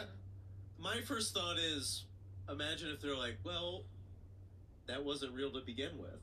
So No, it was like there's like record of it, right? And it got lost. What happened from Babylon? Is that who? Or it was? I got it. What Shut down exactly Babylon. is It's the Ark of the tablets that Covenant? the 10 Commandments are on. Yeah. And there's like rumors, like He's some so people say it was taken to Ethiopia. And They do say the Ethiopians say that. Yeah, there's like all Yeah. kinds of rumors about what It's happened a to it. gold-covered wooden chest with lid cover described in the Book of Exodus as containing the 10 Commandments. Yep. Yeah. but like, And it's just like, because if you find the answer to that, I feel like there's a lot of other answers surrounding that. Archaeological evidence shows strong cultic activity at Kirjath Jearim in the 8th and 7th centuries BC, well after the Ark was supposedly removed from there to Jerusalem. In particular, archaeologists found a large elevated podium associated with the northern kingdom and not the southern kingdom, which may have been a shrine. Thomas Romer states this indicates that the Ark was not moved to Jerusalem until much later, possibly during the reign of King Josiah. Oh. Don't dive into any other mysteries, though, if you're going to say the questions that might be answered from the Ark of the Covenant. I don't. Well, you said it could answer. You could find out a lot of other things if you found that, but like, don't I say mean, it's anything. the basis of all the major religions. Right? What was your question? What happened to all those face-melted Nazis? Yeah, I mean, that's. There's your mister. And For just me, like the idea of if it is an Ethiopia, the Ethiopians say, so if it is an Ethiopia, there's just like some secret order protecting the yeah, original. I hadn't thought about that. That's the like secret that's, order that's interests me. the Da Vinci Code shit. Yeah. Like that's like wild. That's it. Yeah. And it's like the 10 Commandments. That's the God of Abraham. That's where all this shit, like that proof of that is like would change the course of human history. There's a whole, since its disappearance from the biblical narrative, there have been a number of claims having discovered or having possession of the Ark. Mount Nebo in, where is that? Along the Jordan River, slightly south, or slightly south of due east from Jerusalem. Ethiopia, the Ethiopian Orthodox Tewahedo Church claims to possess and this is all via Wikipedia, possess the Ark of the Covenant in Axum. The object is currently kept under guard in a treasury near the Church of Our Lady Mary of Zion. Yeah, they say they have it. Which is It'd be crazy. so. David, I want you to pitch where you're Robert Langdon.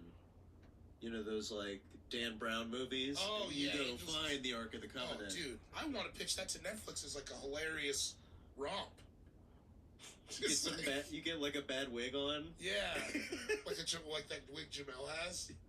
There's people in Zimbabwe, the Lemba people, who claim that it got carried all the way down there. It's at Tommy Jack's. Oh, it's a Tommy John, Sioux Falls. It's hanging right up above the TV. Thou shall eat chislick. Everyone's so stupid they just don't know what it is, but it's there. Perfect man. hiding Well, place. whoever's got it, give it back! We need it! You need to put the Emmy right in between it. It belongs to the Jews. God gave it to us. You're Jewish, And aren't we you? 100% participate in everything. And we misplaced it somewhere, and we're sorry for that. Yeah, But we won't sometimes take it I back. lose my keys. Yeah. Doesn't mean I I- don't deserve to drive. Did I leave some tablets? Hey. My tablets here? Hey, call the bar. Ethiopia, crazy night last night. Yeah. There's 5 on one, 5 on the other. That last ADM really fucked me up. Did I leave my commandments here? Yeah, we were drinking the fermented fruit of the honeysuckle last night. Quite a bit of it. And Tell ya, more than we should have. It was ill-advised. there was another plague. Headaches. Everyone had headaches. headaches, dry mouth, nausea. Nausea. Diarrhea. Yeah, diarrhea. And we're not even close to Pepto-Bismol being available. That's No, we just had to keep it raw. way out. We gotta You eat used to pink biscuit. We didn't even eat pink. You used to die from diarrhea. Oh yeah. Could you imagine shitting yourself to death? I can't. Yeah, I mean, I'd prefer not. there's times where I've been like, well, if this goes unchecked. Lock the gates! Lock the gates! Sion, time for your first mystery. Screaming at your butthole. Lock the gates. Time for you to build a mystery. Is there an afterlife? Oh. Yeah. You believe in magic and ghosts. Well, I'm just interested, because if there is, then ghosts are real. I've gone back and forth with the folks that are religious who think there's an afterlife, but they don't believe in ghosts, and I'm like, how? What is the difference to me? Because we all go up into the sky. Yeah. Or You down sound into the serious, ground. David doesn't. No, I mean, that's like... Well, I just don't know if afterlife for sure means equals ghosts. But I don't one think so. sounds as ridiculous as the other. They're the same thing. Right. But they're like conflicting concepts, Yeah. right? Well, I'm not Or no, saying ghosts afterlife- like goblins and ghouls. I'm just saying like spirits floating in the, with unfinished Dracula. business and I'm things. not speaking of goblins and ghouls. Heed my words. I speak not of goblins and ghouls. Nay, nay. What I refer to are the spectres which still haunt this stone-cold hallway. While I have your ears, let me just bend it real quick. I speak not of goblins and ghouls. Just people Foolish old man! I speak not of goblins and ghouls! people behind me at the grocery store where I get like 50 things of cat food just so it'll take a while. Well, I have your attention, sir. Just all the baby food they got. It'll be a while. not Dracula. Is there an Unless I afterlife? lie in his dirt. If a weaving spider may steal a moment of your time.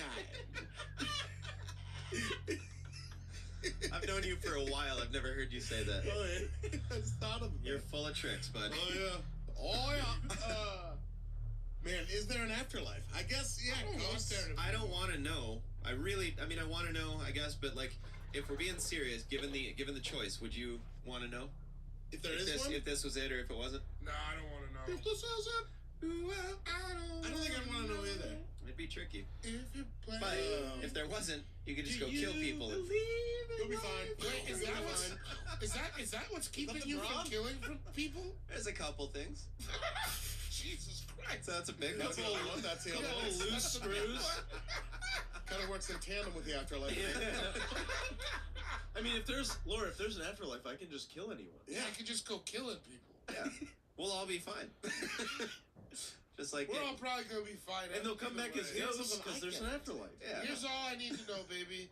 Energy cannot be created nor destroyed. That's right. Everything probably all This right. whole whatever's moving this thing around, that energy's gonna go somewhere else, maybe to a nightclub. Yeah. Maybe a nightclub. We start.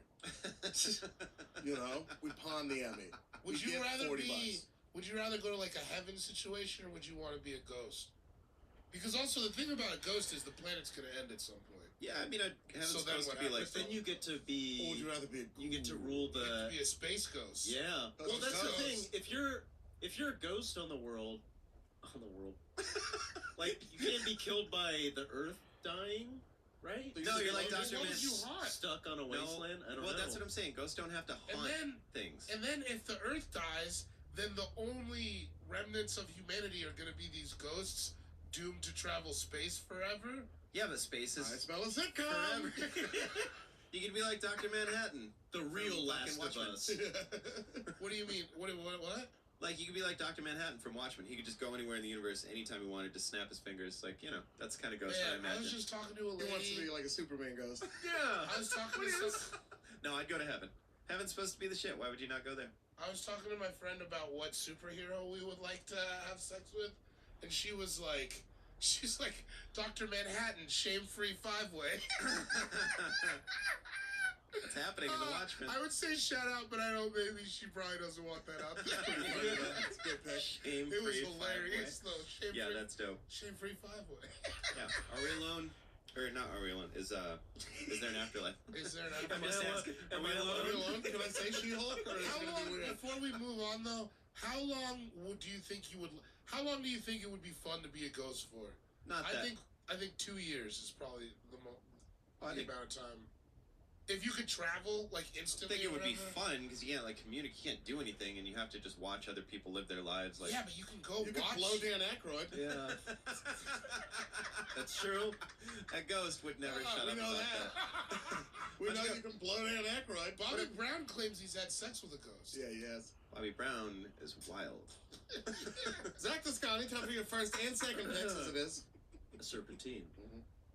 First pick, I'm gonna go Zodiac Killer. I want to know who the Zodiac Killer Fuck is. yeah, man. I've spent too many times rewatching that movie. Trying to figure it out, look for clues. Trying to I thought you pinpoint. were gonna say like I've read too many articles and books. Well, I've read like some. Yeah, I've never read any of the books. I don't get like that too deep into it. But This ain't a reading ass. Yeah. but there is a theory that it was Ted Kaczynski. Really? Was the Zodiac Killer because he was going to Berkeley. He was like a mathematician genius. He was going to Berkeley during the time of those killings, and a lot of the mail was coming from like outside of California and the Bay Area, and it was like, oh, because he was traveling to where he was eventually caught, Montana. He would say, and hitting and it all was the like, for those who don't know the Zodiac Killer, somebody who murdered a bunch of people in the Bay Area, right? right. And he sent letters into the newspaper taunting there? taunting Yeah. everyone, like, publish this and you'll never catch me. in a shit like that. code and like being like, man is the most dangerous animal to kill, all this Yeah. kind of stuff, and just causing more mayhem than anything. I mean, that's scary, man. Yeah. You never think about, because I've never lived under anything like that. No. I was talking to my buddy Opie, and he was talking about when the DC sniper was happening. Oh my god. He was like, dude, we had to he was like, people weren't taking their kids to school. We weren't allowed to play along the outside. freeway and shit. Yeah, dude? It was like, oh, you just like lived under that. Yeah. Yeah, that Well, shit would LA be had terrifying. Shout out to Opie. in the 80s, didn't they have like this? Was it like the Night Strangler or the something? Probably. Because it was like One more. there were some in Glendale. Yeah.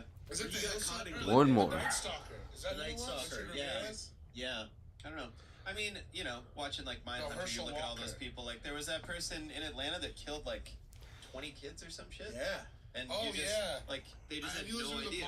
podcast about that shit? I've watched Mindhunter about it. Oh, okay. Yeah, same I mean, thing. but I looked it all up. It's pretty accurate towards the show.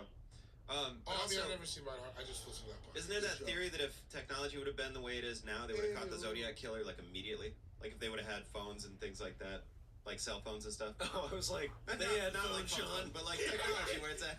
Dude, if they had cars and phones They would and have like electricity. detectives and shit. A lot of Electricity them back in the he got away 70s, with it dude. because the horses they got stuck in the mud. Oh, well, it was because, I think it was because he murdered in different counties, and those counties weren't communicating with each other, so no one knew it was the same person for a really long time. Because it was like, it wasn't all centralized, like, Right. so I think that's what you probably mean, like, That shit where it is- was like, some places didn't have, like, fax machines, so you're like, Yeah. how the fuck are we gonna get any That shit documents is for it? crazy. Hey, I got an idea for a spin-off podcast. We should do a podcast about our favorite murders. Oh, should we? Ooh, we could call it our favorite murder. Shout out to Karen. She's so funny. There wouldn't be any blowback. A bunch of guys talking about their favorite murders. We're talking weed. Karen and Georgie are awesome. Yeah. Yeah. But Yeah, I like check it that. out. It's an up and coming podcast. They're just getting started. They're dipping their toe in, and quite frankly, they could use a follow. There's a whole there's this a small amount of blowback where people are like, I don't know how I feel about like people capitalizing off of other people's deaths and everything. But like the way it strikes me is like if women constantly live under the specter of thinking they're gonna get killed by men. Might as well make a fucking podcast and a couple of dollars off of it. Right. You know what I mean? Sure. Like, Also, yeah. some of it was like Patton Oswalt's late wife was yeah. like, "Oh, you solved the murder. That's like right. you found who was responsible just because like something that was your interest, you just really dived in on." That's right. I forgot about that. Yeah, in that book. Hell yeah. So the Zodiac Killer. Yes. And your second pick. Second pick, I'm gonna go, and you're gonna like this, Ian. Pacific Northwest vibes. Ah, DB shit. Cooper. Yeah, Oh! Where's DB Cooper? I know. DB Wait. Cooper and the money he took. Shut the kid Stole up. I don't know. I don't know anything. Okay. About Oh, So- David Bory Cooper. this is weird. Bam. The G is non-existent. They couldn't find it because they thought they didn't know it was a GB. Yeah. Happens all the time. Yeah, again, Happens it's modern technology. All the time. If we would have had If phones, they had the G silent, they would We have had cars. No, DB Cooper, well, it's your pick. Oh, Yes. Yeah. Oh, so it was like this guy who was in Seattle, flying to Portland, and he showed up and he was like dressed in like a businessman kind of, but he was wearing sunglasses, and he had a briefcase that I think was I soon saw that he was handcuffed to it. He gets One on the more. plane, a commercial plane. He sits like all the way in the back, and he's being really kind of like, he's not really saying much, but he's just like kind of ominous looking. And then at some point he calls up the stewardess, is like, "I have a bomb. I'm so going funny. to blow up the plane unless you open the back hatch and you lower the plane to some certain altitude." So they did that, and at some point he jumped out, and it was like right between, I think right on the border of Oregon and Washington or something. I think Ian's looking it up. You want me to? Yeah, Oh, go in there. because it was like 200 grand. He's It was like on the thick- plane and 200 grand. It was on Thanksgiving Eve in 1971. God. A middle-aged man carrying a black attaché case approached the flight counter of Northwest Orient Airlines. It's called Attache. Attache at the Portland International Airport, Attache which 69. is the greatest airport in the country. He identified himself as Dan Cooper and used cash to purchase a one-way ticket on flight 305, a 30-minute trip north to Seattle. Yeah, it's 45. Anyway, he boarded the aircraft, a Boeing 727, took seat 18C in the rear passenger cabin. He lit a cigarette, ordered a bourbon and soda. Fellow passenger described as a man as in his mid-40s, between 5'10" and 6 feet tall. He wore a light, loafers, a dark suit, neatly pressed. Anyway, yeah, dressed like a businessman. So he handed the flight attendant a note that said, "Miss, you better look at that note. I have a bomb," is what he said to her. Because she probably thought it was just his phone number. Oh yeah, he wanted $200,000 in negotiable American currency, 4 parachutes, and a fuel truck standing by in Seattle to refuel the aircraft upon arrival. So they fucking landed. Is this boring? Me describing this? No. I'm trying to wrap my head around it. Because I was kind of wondering what happened too, like how'd everybody? Because he's Yeah, that's right. got He the made plane, the right? demands. He So said, he "I was landed gonna." in SeaTac, Yeah. released the passengers. Except for the crew. That's right. Yeah. They So gave him the money. They gave him the money, cash, and it was like small unmarked bills or Yeah, whatever. yeah. But I think they did mark them, right? Right. Like they did do something where they wrote down all the serial numbers, and God, to keep track of like if anyone ever spends this money, we'll find it immediately. And I don't think it ever. It just seems like a no They way scrambled out. 2 fighters to follow it too. So after takeoff, when they took off again from Seattle after getting the money, Cooper told Mucklow to join, and so they put the whole crew in the cockpit and remain there. And then he tied something around his waist, and a warning light flashed in the cockpit, indicating that the air stairs in the back had been activated. And then he jumped out somewhere. It's so gnarly. And they only found like some small amount of that money, like on the ground Like or a burnt, riverbed, right? like Yeah. slightly burned or something. And they never found any other money. They never found him. They never Whoa. found the parachute. That money has never been in circulation. That is wild. Ty, that was a good pick, man. Yeah, That's dude. fucking Isn't that nuts. shit crazy? Yeah, And there's just no resolve to it. Like, no, but they have like sketches. Are there even photos of the dude? Like, legit It just ones? looks like yeah. Just drawings, yeah. Yeah. Well, because nobody really would have. Because He, they but he didn't. just like looks like a guy like, "I'll take a bourbon and soda." Yeah. That's what he looks like. I'm gonna light the cigarette on this airplane. I say. I wonder if the bourbon and soda was like in the moment, or if he had that in the plan too. Like, and then I'll get the I'm bourbon gonna get and on this soda. Son of a bourbon So soda. smoke a cigarette, before I parachute out of a commercial airline. They've got the Wikipedia page is compelling. They've got a bunch of like different potential Theories. suspects and shit. Whoa. Tight. Yeah, D.B. Cooper and the money he took. Sean? Time to read a second pick? I want to know if there's a Bigfoot. Ooh, I do too, man. I mean, Yeti. I want there to be. The I want there to be abominable badly. snowman. Maybe Bigfoot ate D.B. Cooper, and that's why they can't find him. Maybe he's the fucking Bigfoot, dude. Need the money. Spent all that money.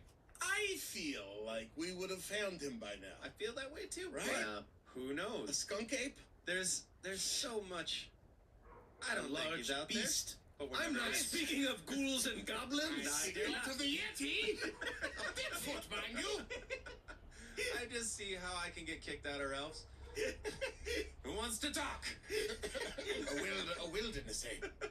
Son, you have big feet, but that is not a big foot. I mean, Where people do you just think say it it's is? impossible. I don't know. There's so much. It could be anywhere up there. Yeah. Who knows? I want Like it to Alaska? be somewhere in like the northern, in between like Oregon and Alaska, somewhere. That's There's the crazy so much thing is there really is like a fuck ton of land There's that is so just much not True.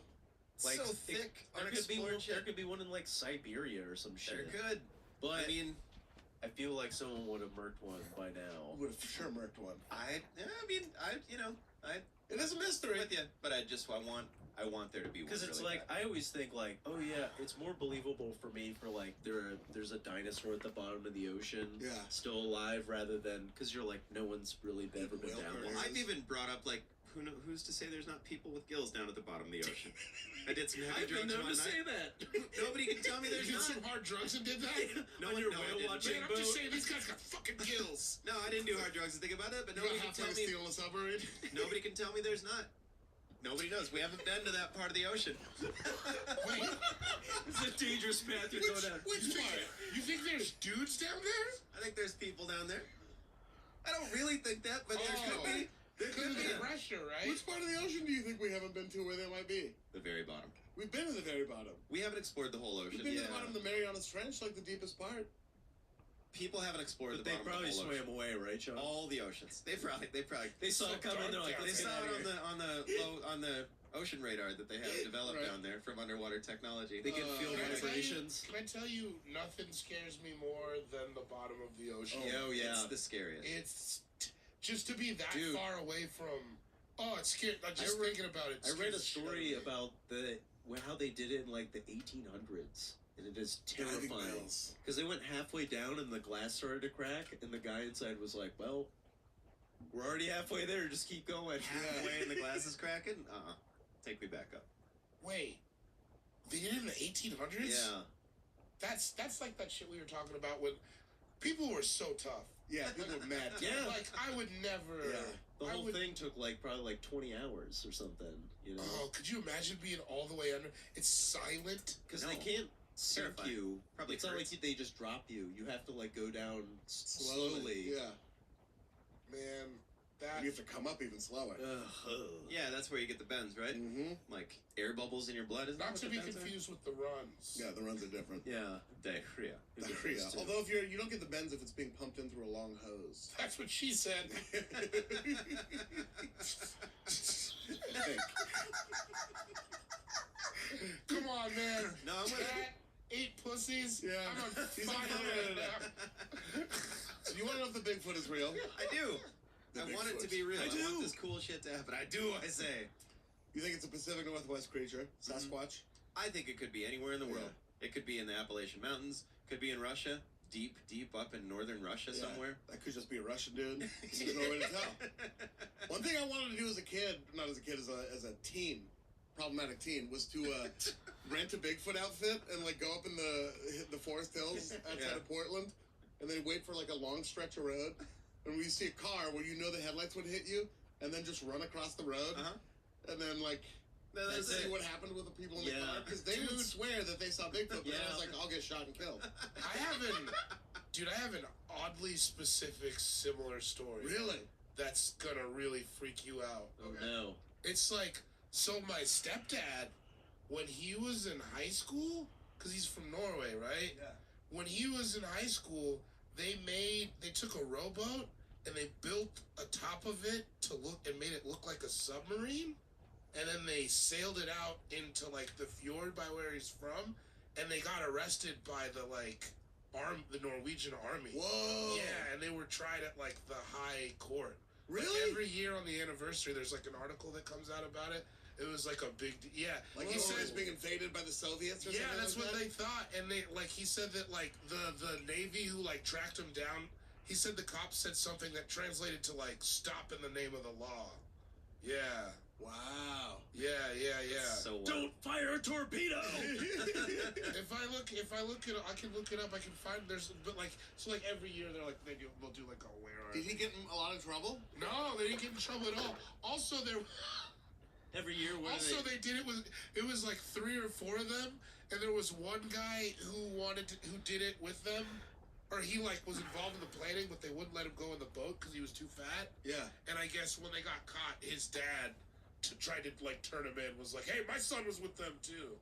Whoa. Damn. Yeah, crazy, huh? Damn. So on the anniversary, did they get a party sub? I don't. That's hilarious. God damn it! 8 I'm having pussies, this dude. 8 pussies day. You're not the only one. Fuck you, man. Help Why yourself to can't I that have hammy there, anything? Zach. Help yourself to that hammy. It's changed hands. It's fucking WrestleMania. Oh. Zach Yeah. came in the other night and we're like, pick it up, and he picked it up. I go, put it above your fucking head. Feels like it's got to be above your head at some point. It's a heavy fucking hammy, baby. David, time for your second pick. The Eastern Island statues. Oh yeah. I don't know what that is. It's the you do when you What it's island cool, statues? It's the Eastern Island statues. yeah. Yeah, it's What- cooler Stonehenge. It sounded like you said Eastern Islands. Oh no. I didn't think you thought Eastern Islands. No, I just wanted to make sure. thought like Bunny Rabbit Island. Yeah, Eastern Island. Yeah. Uh, Just because they don't know how they did it. That's, Right. With Any, faces. and they don't know what it is, and that's like And they're all facing, I think, geographically the same plate. It's or something looking like at that. the same. stuff like that is so interesting to me because it's just like to have these major like that was like at the time it would have been so hard to do, and we just don't know for what. the Moai Yeah. Like- on Rapa Nui. What'd you call me? He's been calling you I'll be that for a taking while. that Emmy back. It's hard. I'll be taking the Emmy back. It's hard hitting jokes like that. Yeah, they're called the Moais, and like I don't know. It's just like what did they think? What did You know they have bodies underneath? If you like dig down? Oh really? Yeah. Are you fucking I with me? swear to God. Are they like I super can't tall? tell if or- they They are, fucking and I'm not fucking with you. They are less mysterious. They've solved a few of the mysteries around them. Well, fuck me then. No, it's What still a great mystery. dick, There's still David. mysterious things about them. They were placed where they were around fresh water sources on that island. Oh. Yeah, For what? What I don't. to indicate where fresh water was. Oh, so they were just. Oh, they were like markers. Mm-hmm. Oh, all right. Well, Man, what an expensive marker. Lewis, get on this. Mark where there's Take the water. fucking Emmy I'm back, I thinking it guess. needs to be a giant fucking statue. It's the only way people are gonna know, dude. Yeah. Yeah, hold on. I'll show you a picture of the bodies. I didn't know there were bodies. Yeah. I mean, They it's started still. excavating them. It's still crazy. Yeah. Oh. It's even Wow. crazier, really. Yeah. Yeah. I really just thought it was heads. Me too. And they also figured out how they moved them around the island. How did they do They've it? done it without. So like you tie a rope to each side, and you basically rock it back and forth. All the way across the island. Yeah. Yeah. It's really Jeez. crazy the amount of mysteries where that used to exist where people were like, yeah, we just don't know how the pyramids were built. And it was like, well, if you didn't care about your labor force, you can kind of build anything. Yeah. Right. Yeah. You just Yeah, cool a that's bunch of good. people dying. Yeah. Or when People they give were enough like, credit. we don't know how crop circles work, and it was like, well, it was people with 2x4s and some string, you know, like I mean, or it's a mystery. No I thought crop circles was debunked. yeah, Yeah, I think it is. Yeah, it was people walking around with 2x4s attached to ropes. It's funny because they still make. I don't know if a new but that was like 15 years ago they were saying that shit, and people are still like, I mean, I don't know about all that. yeah. So Rapa Nui is the name of the island in Polynesian. Ooh, yeah. Yeah. I like that sauce. Ooh yeah. Rapa Nui. I think those people also like the people who used to live on that island, like basically. Somebody can correct me, but I think they got like so into building the statues or something, or like no, they like cut down all the trees to help move the statues, but then like that led to like an ecological collapse of the island, and then they had to leave. Oh, is that what happened? Yeah, because the island's all like grass plains and stuff now. So they like over-farmed it and like... Oh, man. Yeah. Wild. But the statues are still there. Yeah, so the Easter Island statues, why did they build them? Why? Why they look so crazy? Baba Booey. Baba Booey. Yeah, it wasn't a great pick, you know? It's a fine pick. No. My next one's pretty good. You know so- what's funny is we just I like me. Yeah. Well, I didn't know. Hey, you have that information now. You know, we remember when we drafted fictional night out in Chicago, and I picked 2 places that were extremely real. Yeah, I do remember that. What, TGIF Fridays? It wasn't. No, it was the Century Club and the Tasty Freeze. Yeah. I thought they were made up. I thought Dr. Dre was like, let me make up a fake club to rap about. I'll pick the Chicago White Sox. Yeah, come on. Yeah. I think there were some other, like, didn't you pick a few more than that, too? I might have picked There were a another one couple that, like, that we had to, like, you shut out down. on the spot. Yeah, where you're like, no. Detroit is a real place, Sean. It's not just the setting of 8 Mile In RoboCop. and RoboCop. Whoa, that mashup. Mm-hmm. We were talking about 8 this. Mile Cop? If RoboCop was an underground Robo-Mile? street We were talking rapper. about this yesterday, Ian and I. Do you think Eminem is the most serious person on the planet? No. Who do you think's more serious than Eminem? I think that it's one of those things where it's like a lot of times in entertainment, people portray an image and then you find out they're the complete opposite. I feel like he might be like actually really fun. You really do. Really? Yeah, I do don't. kind of think I that. do not. I think he is a Just very because, like, he. stoic, serious gentleman at his house, even. No, I think. I don't know. I have no stories or anecdotes to back it up. Yeah, I don't either. I'm just Yeah. going off of the vibe he shoots out. Now, so it's time for my second and third picks, As it is. as it is a serpentine draft. It's kind of like lacing your shoes, kind of.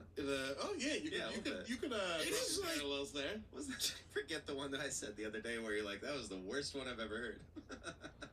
It wasn't the one. Oh, that was one from the one of last them. episode. Okay, Yeah, the that was last one of them. episode. Yeah, we had Yeah. an episode that we're not gonna put out. It's just not good, and not like in a fun way where you're like, ooh, nah, we was just got a- you. it was- You're listening to this instead, and it's Yeah. for the best. This one's good so far. It's really good. It's about to get better when I pick. When I pick Ian's eyes got the Antikythera mechanism. No. Obviously. You know. I know that. You exactly know what you mean. Say And it so for do me David and Zach. Zach. I'll say it for the two of you. Yeah, The yeah. Antikythera mechanism. We got the door open. The art's full of people. What the Atakatula Pichakapula? No, the Dippity boppity boo. anti-Jim Sarah medicine. Antikythera, the Antikythera mechanism. So 115 years ago, an archaeologist was sifting through objects found in the wreck of a 2,000-year-old vessel off the Greek island Antikythera. Among the wreck's treasures, beautiful vases and pots, jewelry, a bronze statue of an ancient philosopher. The treasures of the day. This is off of Vox, by the way, just to make One source Shane it. Torres tweet. Shout out to Brian Resnick on Vox at B_Resnick, who wrote this article. But among those treasures was the most peculiar thing, a series of brass gears and dials mounted in a case the size of a mantle clock. Archaeologists dubbed the instrument the Antikythera mechanism. The genius and mystery of this piece of ancient Greek technology, arguably the world's first computer, is why Google is highly... Okay, well, that part doesn't matter. So basically, if you look at the machine, you see evidence of at least 24 gears laid neatly on top of one another, calibrated with the precision of a master-crafted Swiss watch. This was a level of technology that archaeologists would never have dated before the 16th century, and this was discovered 2,000 years ago. Whoa. So, like, it's a level of technology that, like, people weren't able to reproduce until the 1600s. Alien technology. But they found it in a fucking shipwreck, and the ship wrecked more than 2,000 years ago. Wow. Boy. Yeah. I'm saying. So they don't. Some people thought it was like a toy model of the planets. Other people think it was like an astrolabe, which was used to deduce longitude and latitude, I think. Oh, so yeah, there's no way to know what it was. Yeah, and then the How's it prevailing powered? theory is just gears. You would just like turn a thing, and it would make other things turn. Did they try turning it on and turning it back off? It's like pretty. Did they blow? They blowing it for rubbing alcohol. Did they blow it? That was the first doesn't archaeologist. feel- You have to go through this step just so we can rule it out. Did you check the batteries? Whoa. So there's a Princeton science historian thought that it was used to predict the locate like a lunar map kind of thing, Right. but they just don't fucking know. They just don't know what it is. But basically, it was a computer from more than 2,000 years ago, though. Like, that is the level of, like, technology that was in it. That is some Jules Verne shit. Some Greek dude was like, I'm gonna send you a text. You up, and you're gonna get it on this little magic box. On this little when ball. the gears are running, that's me. That's crazy. So there's never been another one found. No. They have no idea who made it. So I'm reading more here. Oh, so it was a lunar calendar. The mechanism had several dials and clock faces, each of which served a different function for measuring movements of the sun, moon, stars, and planets, but they were all operated by one main crank. Little stone or glass orbs that would have moved across the machine's face to show the motion of Mercury, Venus, Mars, Saturn, and Jupiter. Whoa. The sun and the moon, the 12 constellations of the zodiac, a solar calendar charting the 365 days of the year, a lunar calendar charting the 19-year lunar calendar, and the phases of the moon, too. Fucking crazy, man. Who did that? If I think about this stuff too hard, I start to get hard. No, scared. Too Like, hard? for real, I start to freak out a little bit. I've had to do this with all kinds of shit where I'm like, I just have to. If I dive in too much in my own head, I have to like watch Family Guy for a while or something just to go the opposite direction. Yeah, outer To space calm does the that fuck for me in a down. big way. Where it's like, how the fuck do you find out what the planets are doing when you don't how like? could you? I don't know how we figured anything out. I know, for real. Like, Would had you it just been have to- like just a bunch of me's, we wouldn't have really got past Today? hunting and gathering. No. Today I was asked to go. Yes, we would have. If it was just a bunch of me's, no. I'm fine with hunting and gathering. Yeah. You work 4 hours a day. You know what? Feels good. I'm gonna pound the ground down for when we lay down another house or something. I'll do that. Yeah, I can do that. I can scare off varmints. Yeah. I think Laughing. I would have figured out blankets. Yeah. I'm gonna take everyone's advice. I think I would have been like, you know what? Let me put that wolf on at night. It's a little Guys, chilly. Yeah. I've really been thinking, and I'm actually really good at pounding sand. No, that shit because you just have to trust people who tell you something about the universe. You're like, I mean, I can't Dude, tell you I you're trust wrong. people for everything. You think I know how the internet works? Yeah. Not really. Doctors and pilots are where I'm like, I just gotta trust this stranger and just know that they know what they're doing or what they know what they're talking about. It's like I forget who. Freaking It me might out. have been Nate Bargatze who had that joke where it's like, if you dropped him like way back when, he'd like, I can't explain anything to you. Oh, Yeah. How's the future work? We got I don't computers. know. Yeah. Oh, build one. Nah. Yeah. Nah, I can't. Can't be doing all Can't that. do that. I don't know about all that. Time for my third pick. Yeah. Moving on from the Antikythera mechanism to the Havana sonic attacks. What are you doing? What? Say those things together again. These are bands, Ian. Antikythera mechanism, Havana sonic attack. These do sound like Antikythera bands. sonic. These are the Antikythera opening bands. mechanism, Havana sonic attack. Antikythera mechanism, Havana sonic attack. Whoa. Antikythera mechanism, Havana sonic attack. Antikythera mechanism, Havana sonic attack. Antikythera mechanism, Havana sonic attack. I just Ark puked. of the Covenant, Ark of the really. Covenant, Ark of the Covenant, Easter Island, Ark of the Covenant, Ark of the Covenant, Ark of the Covenant, Rapa Nui! Antikythera mechanism, Zodiac killer. Well, that one's easier. All right, the Havana sonic attacks. So, have you not heard of these? No, I've not heard of No, this. I have no idea. Havana, Cuba? It's, Or Cuba, as Cuba, they say? Cuba, oui. I'm from Cuba, Bobby. Cuba, see?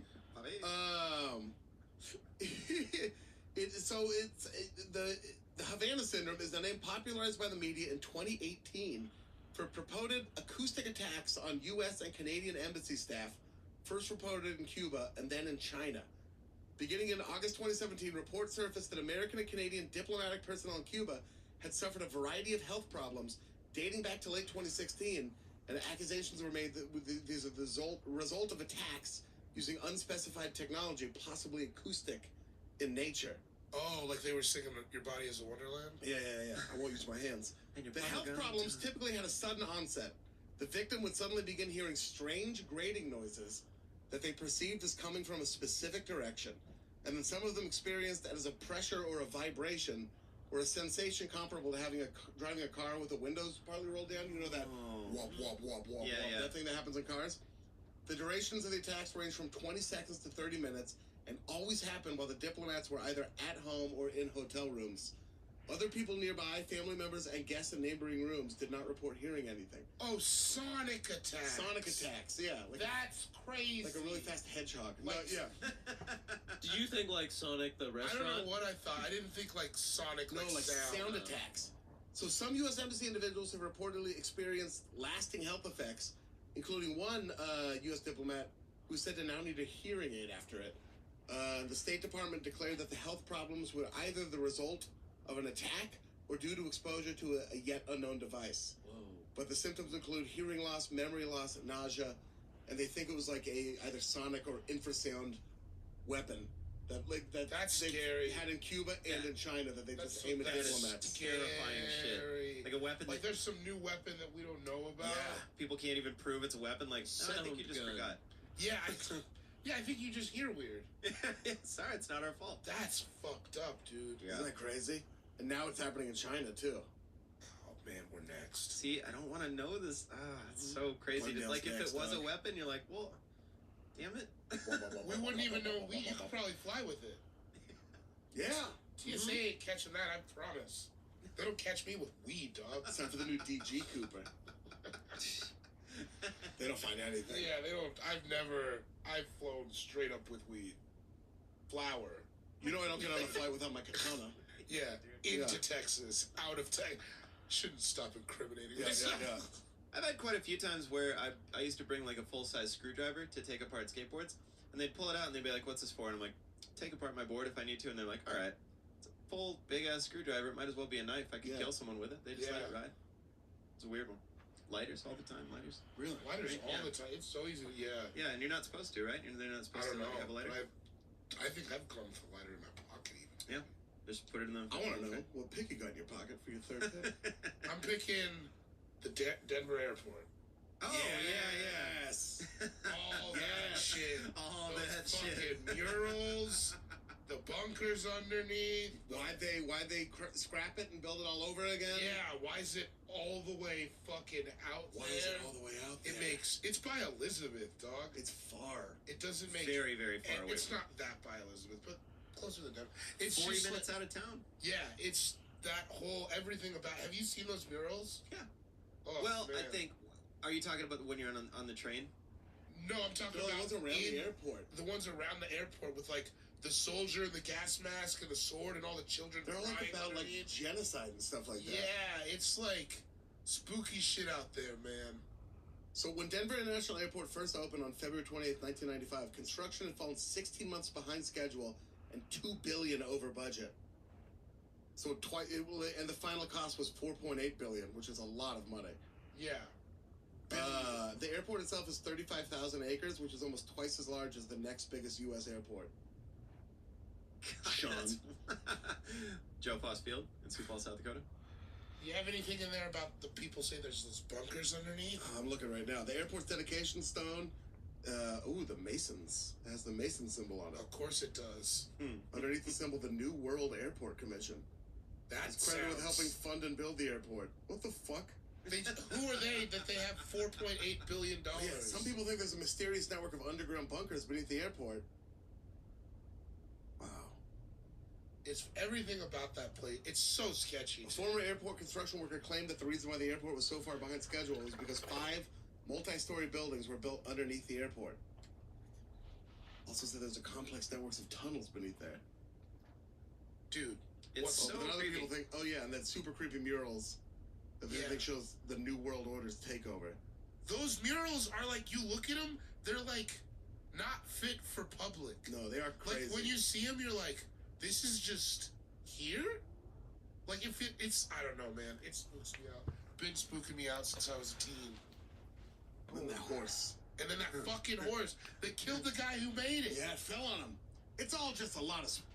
Alright, that's it. That I'm horse done. is like, yeah, when you see that, Peace. it's another thing where you're like, Peace. this doesn't make sense here. No, aesthetically it This doesn't. giant